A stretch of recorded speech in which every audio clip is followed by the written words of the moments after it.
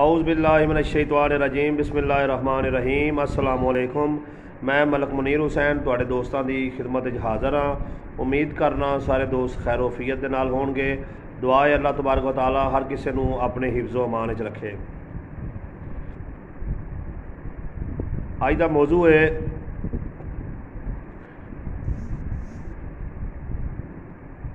پڑوسی دے حقوق۔ دیکھو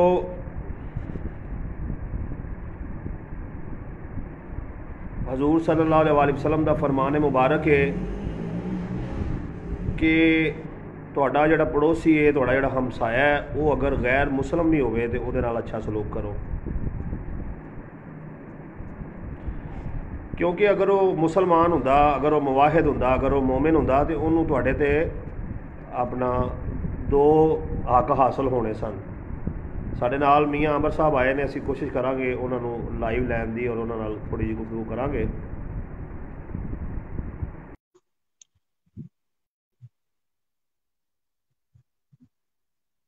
لیکن چونکہ وہ اگر مسلمان نہیں تو ایک حق انہوں حاصل ہے جنہوں ہمسایہ آتے ہیں، تھوڑا ہمسایہ تو ہے کم از کم۔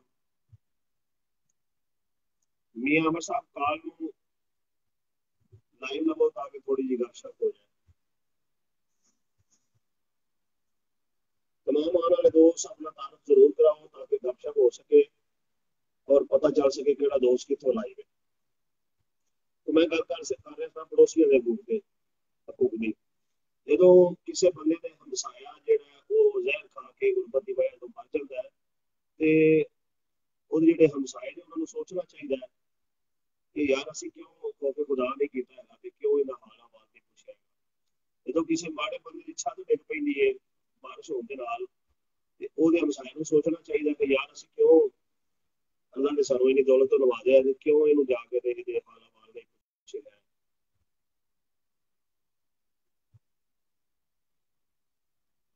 تو سانوں چاہیے کہ اسی اپنے ہمسائے نوں اگر وہ بھوکا ہے تو انہوں گھر کو راشن بھیجیے۔ اگر وہ کوئی چھت ڈگی کٹھی پئی ہے، اللہ نہ کرے وہ چھت سے ڈر کے مرن۔ میاں عمر صاحب ذرا لائیو لگو، لائیو تہاڈے نال تھوڑی گل بات کرتے ہیں، علاقہ بھی تہاڈی گل بات سن لیں گے۔ بس تمہیں پوچھاں گے کہ تہاڈی زندگی پردیس وچ کیویں گزر رہی ہے۔ میں دوبارہ تمہیں لائیو لینا، تسی ایکسیپٹ کرو ریکویسٹ۔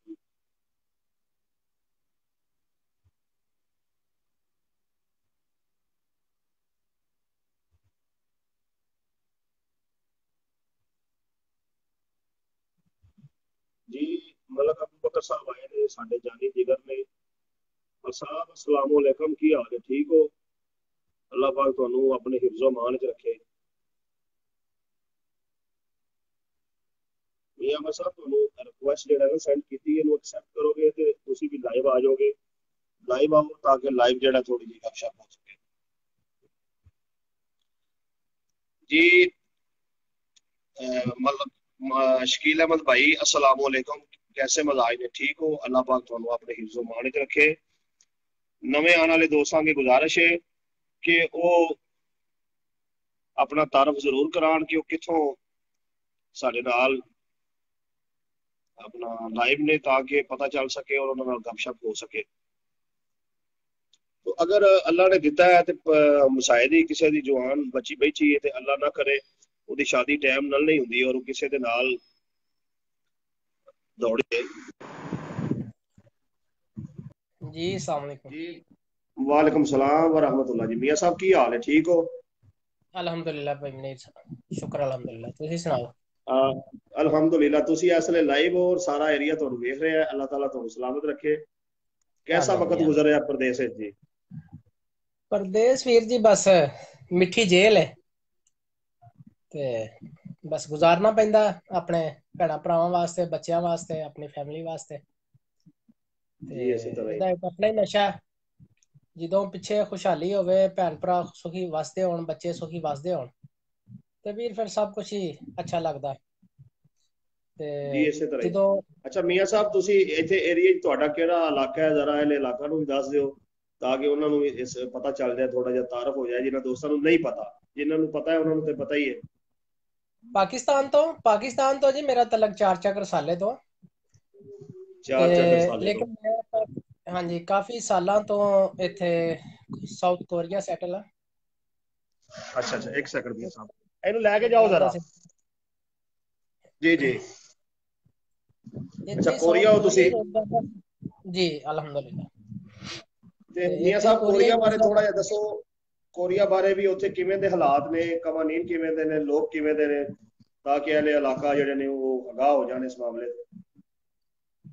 ਮੈਂ ਮਨੀਰ ਭਾਈ ਕੋਰੀਆ ਆਉਣ ਤੋਂ ਪਹਿਲੇ ਮੈਨੂੰ ਕੋਈ 5 ਸਾਲ ਕੋਰੀਆ ਹੋ ਗਏ ਨੇ ਸੈੱਟ ਹੋਇਆ। ਇਸ ਤੋਂ ਪਹਿਲੇ ਮੈਂ ਕੋਈ 10-12 ਸਾਲ ਗੁਜ਼ਾਰੇ ਨੇ ਸਾਊਥ ਅਫਰੀਕਾ। ਜੀ ਜੀ। ਸਾਊਥ ਅਫਰੀਕਾ ਦੀ ਲਾਈਫ ਇੱਕ ਬੜੀ ਇਹਨੂੰ ਕਹਿੰਦੇ ਇੰਟੈਂਸ ਜੀ ਲਾਈਫ ਸੀ। ਉਹ ਮੁਲਕ ਬੜਾ ਹੀ law and order the situation ਉੱਥੇ ਖਰਾਬ ਹੈ ਜੀ ਤੇ ਜੀ। ਲੇਕਿਨ ਮੇਰਾ ਉੱਥੇ ਕਾਰੋਬਾਰ ਬਿਜ਼ਨਸ ਵੀ ਬਹੁਤ ਅੱਛਾ ਹੈ ਅਲਹਮਦੁਲਿਲਾ। ਹੁਣ ਵੀ ਮੈਂ ਉੱਥੇ ਰਨ ਕਰ ਰਿਹਾ, ਚੱਲ ਰਿਹਾ ਮੇਰਾ ਬਿਜ਼ਨਸ ਉੱਥੇ। ਭਾਈ ਨੇ ਮਾਸ਼ਾਅੱਲਾ ਛੋਟੇ ਜੀ ਜੀ। ਉੱਥੇ। ਲੇਕਿਨ ਮੈਂ ਟੈਨਸ਼ਨ 'ਚ ਰਹਿੰਦਾ ਹਾਂ ਹਰ ਟਾਈਮ, ਕ੍ਰਾਈਮ ਦੀ ਵਜ੍ਹਾ ਤੋਂ, ਕੋਈ ਹੋਰ ਮਾਮਲਾਤ। ਤੇ ਮੈਂ ਕਿਸੇ ਅੱਛੇ ਮੁਲਕ ਦੇ ਵਿੱਚ ਨਿਕਲਣਾ ਚਾਹੁੰਦਾ ਸਾਂ। ਮੈਂ ਉੱਥੋਂ ਫਿਰ ਮਾਈਗ੍ਰੇਟ ਕਰਕੇ ਇੱਥੇ ਆ ਗਿਆ ਕੋਰੀਆ। ਕੋਰੀਆ ਜੀ ਚ ਜੀ। ਆ ਕੇ ਮੈਂ ਬਹੁਤ ਹੀ ਪੁਰਸਕੂਨ ਆਪਣੇ ਆਪ ਨੂੰ ਫੀਲ ਕੀਤਾ, ਬਹੁਤ ਹੀ ਆਪਣੇ ਆਪ ਨੂੰ ਜਿਹੜਾ ਨਾ ਇੱਥੇ ਸਿਕਿਉਰ ਫੀਲ ਕੀਤਾ।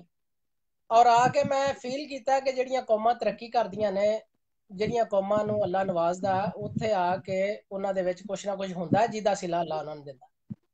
ਜੀ ਜੀ। ਈਮਾਨ ਹੋਣਾ ਨਾ ਹੋਣਾ ਬਾਅਦ ਦੀਆਂ ਗੱਲਾਂ ਨੇ, ਲੇਕਿਨ ਜਿਹੜਾ ਇੱਕ ਆਪਣੇ ਆਪ ਨੂੰ ਅਮਾਨਤਦਾਰ ਜਾਂ ਆਪਣੇ ਆਪ ਨੂੰ ਜਿਹੜਾ ਸਿੱਧੇ ਰਸਤੇ ਤੇ ਚੱਲਣਾ, ਉਹ ਇੱਕ ਅਲੱਗਾ ਚੀਜ਼ ਹੈ। ਇਹ ਲੋਕ ਇਨਸਾਫ ਪਸੰਦ ਨੇ।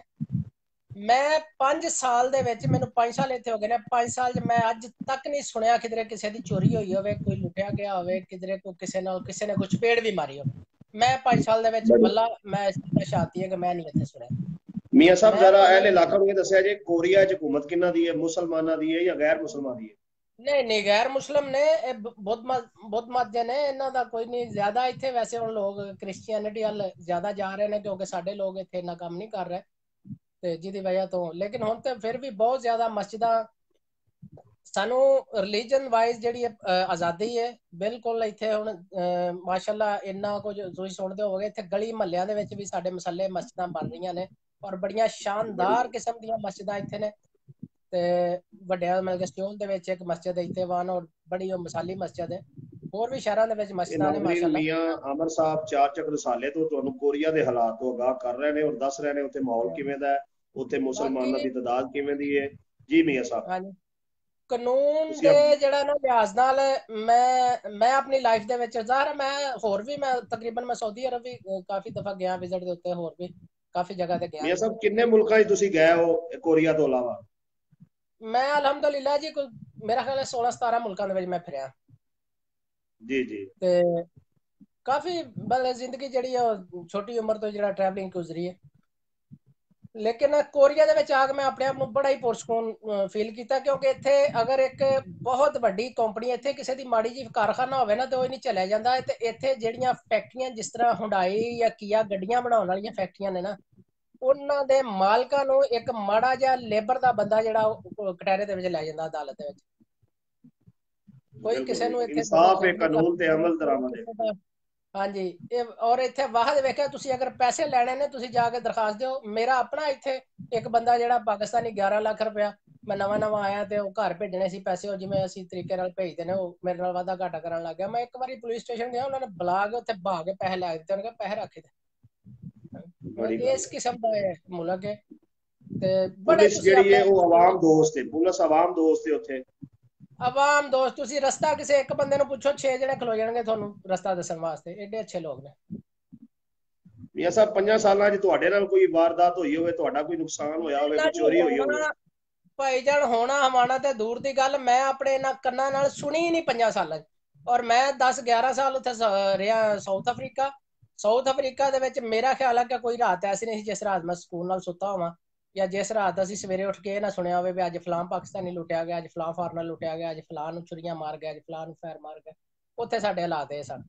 ਲੇਕਿਨ ਮੀਆਂ ਇੱਥੇ ਸਾਹਿਬ ਕੋਰੀਆ ਦੀ ਆਬੋ ਹਵਾ ਕਹਿੰਦੀ ਹੈ ਜ਼ਰਾ, ਉਹ ਵੀ ਜਿਹੜਾ ਕੋਰੀਆ ਜੀ ਸਰਦ ਨਾਜ਼ਰੀਨ ਨੂੰ ਇਲਾਕਾ, ਦੱਸੋ। ਇੱਥੇ ਜ਼ਿਆਦਾਤਰ ਸਰਦੀ ਰਹਿੰਦੀ ਹੈ। ਹੁਣ ਹੀ ਸਰਦੀ ਸ਼ੁਰੂ ਹੋ ਗਈ ਹੈ ਤਕਰੀਬਨ। ਮੈਂ ਤੇ ਆ ਜੈਕਟਾਂ ਜਰਸੀਆਂ ਕੱਢ ਵੀ ਲਈਆਂ ਨੇ, ਜੀ ਤੇ ਜੀ। ਬਸ ਹੁਣ ਹੋਰ ਚੰਦ ਦਿਨਾਂ ਤੱਕ ਫਿਰ ਸਰਦੀ ਦਾ ਜ਼ੋਰ ਵੱਧਦਾ ਜਾਏਗਾ। ਫਿਰ ਅਕਸਰ ਬਰਫ਼ ਪੈਂਦੀ ਹੈ, ਤੇ ਫਿਰ ਸਰਦੀ ਬਹੁਤ ਲੰਬੀ ਜਾਂਦੀ ਹੈ। ਤਕਰੀਬਨ ਹੁਣ 6 ਮਹੀਨੇ ਸਰਦੀ ਰਹਿਣੀ ਹੈ, 2-7 ਮਹੀਨੇ। ਮੌਸਮ ਤਕਰੀਬਨ ਸਾਡੇ ਨਾਲ ਹੀ ਹੈ, ਲੇਕਿਨ ਇੱਥੇ ਸਰਦੀ ਦੀ ਸ਼ਿੱਦਤ ਥੋੜੀ ਜਿਹੀ ਜ਼ਿਆਦਾ। ਮੌਸਮ ਦੀ ਚੇਂਜਿੰਗ ਸਾਡੇ ਮੌਸਮਾਂ ਨਾਲ ਹੀ ਹੈ। ਮੀਆਂ ਸਾਹਿਬ ਇਹ ਦੱਸੋ ਕਿ ਜਿਹੜਾ ਕੋਰੀਆ ਹੈ, ਉਹਨਾਂ ਦਾ ਜਿਹੜੇ ਪਾਕਿਸਤਾਨੀ ਲੋਕ ਨੇ ਉਹਨਾਂ ਨਾਲ ਉਹਨਾਂ ਦਾ ਰਵੱਈਆ ਕਿਵੇਂ ਦਾ, ਔਰ ਪਾਕਿਸਤਾਨੀਆਂ ਨੂੰ ਉਹ ਕਿਵੇਂ ਦਾ ਸਮਝਦੇ? ਇੱਥੇ ਮਨੀਰ ਭਾਈ ਇੱਕ ਮੁਲਕ ਦੇ ਫੋਰਨਰ ਨਹੀਂ ਹੈਗੇ। ਸਾਨੂੰ ਇੱਥੇ ਵੇਗੂ ਕਿਹਾ ਜਾਂਦਾ, ਜਿਵੇਂ ਅਸੀਂ ਫੋਰਨਰ ਕਹਿੰਦੇ ਆ ਜਾਂ ਗੈਰ ਅਜਨਬੀ ਕਹਿੰਦੇ ਆ ਅਰਬ ਮੁਲਕਾਂ ਦੇ ਵਿੱਚ। ਇੱਥੇ ਸਾਨੂੰ ਵੇਗੂ ਕਿਹਾ ਜਾਂਦਾ, ਤੇ ਇੱਥੇ ਕੋਈ ਇੱਕ ਮੁਲਕ ਦਾ ਵੇਗੂ ਨਹੀਂ ਹੈਗਾ। ਇੱਥੇ ਤਕਰੀਬਨ ਹੀ ਬਹੁਤ ਸਾਰੇ, ਤਕਰੀਬਨ ਦੁਨੀਆ ਪੂਰੀ ਦੇ ਇੱਥੇ ਲੋਕ ਨੇ, ਔਰ ਇਹ ਲੋਕ ਬੜਾ ਪਿਆਰ ਕਰਦੇ ਨੇ ਸਾਡੇ ਨਾਲ। ਇਹਨਾਂ ਦੀ ਇੰਡਸਟਰੀ, ਇਹਨਾਂ ਦੀ ਸਾਰੀ ਮੁਆਸ਼ੀਅਤ ਸਾਡੇ ਵੇਗੂਆਂ ਦੇ ਸਿਰ ਤੇ ਹੀ ਚੱਲਦੀ ਹੈ, ਕਿਉਂਕਿ ਇਹਨਾਂ ਦੀ ਆਬਾਦੀ ਬੜੀ ਥੋੜੀ ਹੈ ਆਪਣੀ। ਇਹਨਾਂ ਦਾ ਜਿੰਨਾ ਜੀ ਹੈਵੀ ਜੀ। ਕੰਮ ਨੇ, ਜੋ ਇਹਨਾਂ ਦਾ ਸਰਕਲ ਹੈ, ਉਹ ਸਾਰਾ ਸਾਡੇ ਮਤਲਬ ਕਿ ਫੋਰਨਰਾਂ ਦੇ ਸਿਰ ਤੇ ਚੱਲਦਾ, ਔਰ ਇਹ ਸਾਡੇ ਨਾਲ ਇਸ ਵਜ੍ਹਾ ਤੋਂ ਪਿਆਰ ਕਰਦੇ ਨੇ। ਔਰ ਸਾਨੂੰ ਇਹ ਆਪਣਾ ਕੋਈ ਨਹੀਂ ਕਿ ਨਿਚਲੇ ਦਰਜੇ ਦੇ ਜਿਵੇਂ ਅਰਬ ਸਾਨੂੰ ਸਮਝਦੇ ਨੇ, ਇਸ ਤਰ੍ਹਾਂ ਮੁਲਾਜ਼ਮ ਨਹੀਂ ਸਮਝਦੇ। ਇਹ ਸਾਨੂੰ ਫੈਸਿਲਿਟਾਈਜ਼ ਕਰਦੇ ਨੇ ਔਰ ਸਾਡਾ ਹੱਕ ਸਾਨੂੰ ਦਿੰਦੇ ਨੇ। ਮੀਆਂ ਸਾਹਿਬ ਇਹ ਦੱਸੋ ਕਿ ਕੋਰੀਆ ਦੀ ਜਿਹੜੀ ਮਈਸ਼ਤ ਹੈ, ਮਤਲਬ ਉਹਨਾਂ ਦੇ ਜਿਹੜਾ ਜ਼ਰਾਏ ਨੇ ਆਮਦਨ ਦੇ, ਉਹ ਕੀ ਨੇ ਹਾਂਜੀ, ਮੇਨ? ਉਹਨਾਂ ਦਾ ਕਿਹੜੇ ਕਾਰੋਬਾਰ ਨੇ ਜਿਨ੍ਹਾਂ ਤੋਂ ਕੋਰੀਆ ਦਾ ਮੁਲਕ ਜਿਹੜਾ ਉਹ ਚੱਲਦਾ ਹੈ? ਇਹ ਜੀ ਇੰਡਸਟਰੀ ਹੈ। ਅਸਲ ਵਿੱਚ ਇਹ ਗੱਡੀਆਂ ਬਣਾਉਣ ਵਾਲੇ ਮੁਲਕ ਨੇ, ਜਾਪਾਨ ਹੋ ਗਿਆ, ਕੋਰੀਆ ਹੋ ਗਿਆ। ਇੱਥੇ ਗੱਡੀਆਂ ਦੇ ਰਿਲੇਟਡ ਹੀ ਜ਼ਿਆਦਾ ਇੰਡਸਟਰੀ ਹੈ। ਪਲਾਸਟਿਕ ਮੋਲਡਿੰਗ, ਮਤਲਬ ਕਿ ਜਿਹੜਾ ਪਾਰਟਸ ਬਣਾਉਣ ਦੀਆਂ ਫੈਕਟਰੀਆਂ ਇੱਥੇ। ਮੈਂ ਕਿਸੇ ਦਿਨ ਤੁਹਾਨੂੰ ਲਾਈਵ ਵਿਜ਼ਿਟ ਕਰਵਾਵਾਂਗਾ ਇੱਥੇ ਜਿਹੜੇ ਇੰਡਸਟਰੀਅਲ ਏਰੀਆ ਨੇ ਉਹਨਾਂ ਦੇ, ਜਾਂ ਉਹਨਾਂ ਪਰਾਂ, ਕਿਉਂਕਿ ਅਸੀਂ ਉਹਨਾਂ ਏਰੀਆ 'ਚ ਹੀ ਰਹਿੰਦੇ ਹਾਂ। ਤੇ ਇੱਥੇ ਹਰ ਗਲੀ ਮਹੱਲੇ 'ਚ ਕੋਈ ਨਾ ਕੋਈ ਬੰਦਾ, ਛੋਟੀਆਂ ਮੋਟੀਆਂ, ਛੋਟੀਆਂ ਵੱਡੀਆਂ, ਹਰ ਬੰਦਾ ਇੱਕ ਫੈਕਟਰੀ ਬਣਾ ਕੇ ਬੈਠਾ। ਤੇ ਉਹ ਕੰਮ ਵੀ ਉਸ ਤਰ੍ਹਾਂ ਹੀ ਨੇ। ਫਿਰ ਇੱਕ ਇੰਡਸਟਰੀ ਦੇ ਨਾਲ ਕੋਈ 100 ਇੰਡਸਟਰੀ ਰਿਲੇਟਡ ਹੁੰਦੀ ਹੈ। ਕਿ ਅਗਰ ਇੱਕ ਪਾਰਟਸ ਬਣਦਾ ਨਾ, ਫਰਜ਼ ਕੀਤਾ ਇੱਕ ਇੰਜਨ ਹੀ ਬਣਦਾ, ਤੇ ਉਸ ਇੰਜਨ ਦੇ ਵਿੱਚ ਕਿਹੜਾ ਇੱਕ ਐਟਮ ਲੱਗਦੀ ਹੈ, ਉਹਦੇ ਵਿੱਚ 5000 ਐਟਮ ਬਣਦੀ ਹੈ। ਤੇ 5000 ਐਟਮ ਹੀ ਇੱਕ ਜਗ੍ਹਾ ਤੇ ਨਹੀਂ ਬਣ ਸਕਦੀ। ਉਹ ਅਗਰ ਪਲਾਸਟਿਕ ਦੇ ਪੁਰਜੇ ਨੇ ਤੇ ਉਹ ਪਲਾਸਟਿਕ ਵਾਲਾ ਬਣਾ ਰਿਹਾ, ਅਗਰ ਕੋਈ ਲੋਹੇ ਦੇ ਨੇ ਉਹ ਲੋਹੇ ਵਾਲਾ, ਕਾਪਰ ਹੈ ਤੇ ਕਾਪਰ ਵਾਲਾ ਬਣਾ ਰਿਹਾ, ਸਿਲਵਰ ਹੈ ਤੇ ਸਿਲਵਰ ਵਾਲਾ ਬਣਾ ਰਿਹਾ। ਤੇ ਅਸੀਂ ਹੁਣ, ਮੈਂ ਇੱਕ ਥਾਂ ਤੇ ਕੰਮ ਕੀਤਾ ਤਕਰੀਬਨ 3 ਸਾਲ। ਉਹ ਸਿਰਫ ਬ੍ਰੇਕ ਬਣਾਉਂਦੇ ਨੇ, ਗੱਡੀ ਦੀ ਬ੍ਰੇਕ। ਉਹ ਏਡੀ ਵੱਡੀ ਇੰਡਸਟਰੀ ਹੈ, ਸਿਰਫ ਗੱਡੀ ਦੀ ਬ੍ਰੇਕ ਬਣਾਉਂਦੇ ਨੇ, ਤੇ ਉਹ ਸਾਰੀ ਦੁਨੀਆ ਦੇ ਵਿੱਚ ਫਿਰ ਸਪਲਾਈ ਉਹਨਾਂ ਨੇ। ਦਰਖਤਾਂ ਦੀ ਮੀਆਂ ਸਾਹਿਬ, ਦਰਖਤਾਂ ਦੀ ਕੀ ਸੂਰਤ ਹਾਲ ਹੈ? ਪਾਰਕਾਂ ਦੀ ਕੀ ਸੂਰਤ ਹਾਲ ਹੈ? ਮਸਨੂਈ ਪਾਰਕ ਨੇ ਜਾਂ ਬਕਾਇਦਾ ਉੱਥੇ ਮਤਲਬ ਪੌਦੇ, ਅਸਲੀ ਪੌਦੇ ਨੇ ਔਰ ਉਹ ਪ੍ਰਵਾਨ ਚੜ੍ਹਦੇ ਨੇ ਔਰ ਉਹਨਾਂ ਦੀ ਦੇਖਭਾਲ ਹੁੰਦੀ ਪੌਦੇ ਹੈ? ਵੀ ਪ੍ਰਵਾਨ ਚੜ੍ਹਦੇ ਨੇ, ਆਬੋ ਹਵਾ ਵੀ ਅੱਛੀ ਹੈ, ਲੇਕਿਨ ਗ੍ਰੀਨਰੀ ਦੇ ਲਿਹਾਜ਼ ਨਾਲ ਇਹ ਲੋਕ ਬਹੁਤ ਅੱਗੇ ਨੇ, ਬਹੁਤ ਅੱਗੇ ਨੇ। ਇਹਨਾਂ ਦੀ ਜਿਹੜੀ ਖੁਰਾਕ ਦਾ ਜਿਹੜਾ ਜ਼ਰੀਆ ਨਾ, ਉਹ ਤੁਸੀਂ ਅੰਦਾਜ਼ਾ ਕਰ ਲਓ ਕਿ ਸੜਕਾਂ ਦੇ ਨਾਲ ਨਾਲ ਜਿਹੜੀ ਗ੍ਰੀਨ ਬੈਲਟ ਹੁੰਦੀ ਹੈ ਨਾ, ਉੱਥੇ ਵੀ ਉਹ ਆਪਣੀ ਖੁਰਾਕ, ਮਤਲਬ ਕਿ ਸਬਜ਼ ਮਿਰਚ, ਉੱਥੇ ਵੀ ਗ੍ਰੀਨ ਚਿੱਲੀ, ਉੱਥੇ ਵੀ ਸਬਜ਼ੀਆਂ, ਕੱਦੂ, ਕਰੇਲੇ, ਇਹਨਾਂ ਨੇ ਉੱਥੇ ਵੀ ਹਰ ਚੀਜ਼। ਫੁੱਟਪਾਥਾਂ ਦੇ ਨਾਲ ਜਿਹੜੀਆਂ ਗ੍ਰੀਨ ਬੈਲਟਾਂ ਨੇ, ਉੱਥੇ ਵੀ ਇਹਨਾਂ ਨੇ ਹਰ ਚੀਜ਼। ਮੈਂ ਤੁਹਾਨੂੰ ਸੁਬਹ ਹੀ ਆਉਣ ਤੇ ਰਾਤ ਹੈ, ਹੁਣ ਤੇ ਕਾਫੀ ਟਾਈਮ ਹੋ ਗਿਆ, ਮੈਂ ਤੁਹਾਨੂੰ ਸਵੇਰੇ ਹੀ ਸਾਰਾ ਜਿਹੜਾ ਲਾਈਵ ਦਿਖਾ ਦਾਂ। ਇਹਨਾਂ ਦੀਆਂ ਸੜਕਾਂ ਦੇ ਦੁਆਲੇ ਵੀ ਜਿਹੜਾ ਇਹ ਆਪਣੇ ਖਾਣ ਜੋਗਾ ਪੈਦਾ ਕਰਦੇ ਨੇ, ਇੰਨੇ ਕਿ ਜਦੀਦ ਐਗਰੀਕਲਚਰਿੰਗ ਕਰਦੇ ਨੇ। ਤੇ ਮੀਆਂ ਸਾਹਿਬ, ਲੋਕ ਜ਼ਿਆਦਾਤਰ ਕਿੰਨੀ ਕੁ ਏਜ ਪਾਉਂਦੇ ਨੇ? ਮਤਲਬ ਜਿਹੜੇ ਨੇ ਤੁਸੀਂ ਵੇਖਦੇ ਹੋਗੇ ਉੱਥੇ, ਏਜ ਕਿੰਨੀ ਕੁ ਹੈ ਬੰਦਿਆਂ ਦੀ? 50-60 ਇਹਨਾਂ ਸਾਲ ਦੀ ਹੈ ਜਾਂ ਜ਼ਿਆਦਾ ਹੈ ਜਾਂ ਘੱਟ ਹੈ? ਨਹੀਂ ਜੀ ਨਹੀਂ, 85 ਸਾਲ ਇਹਨਾਂ ਦੀ ਰੇਸ਼ੋ। ਦੁਨੀਆ ਦੀ ਹਾਈਐਸਟ ਰੇਸ਼ੋ ਇਹਨਾਂ ਦੀ ਸਾਊਥ ਕੋਰੀਆ ਦੀ ਹੈ ਜੀ।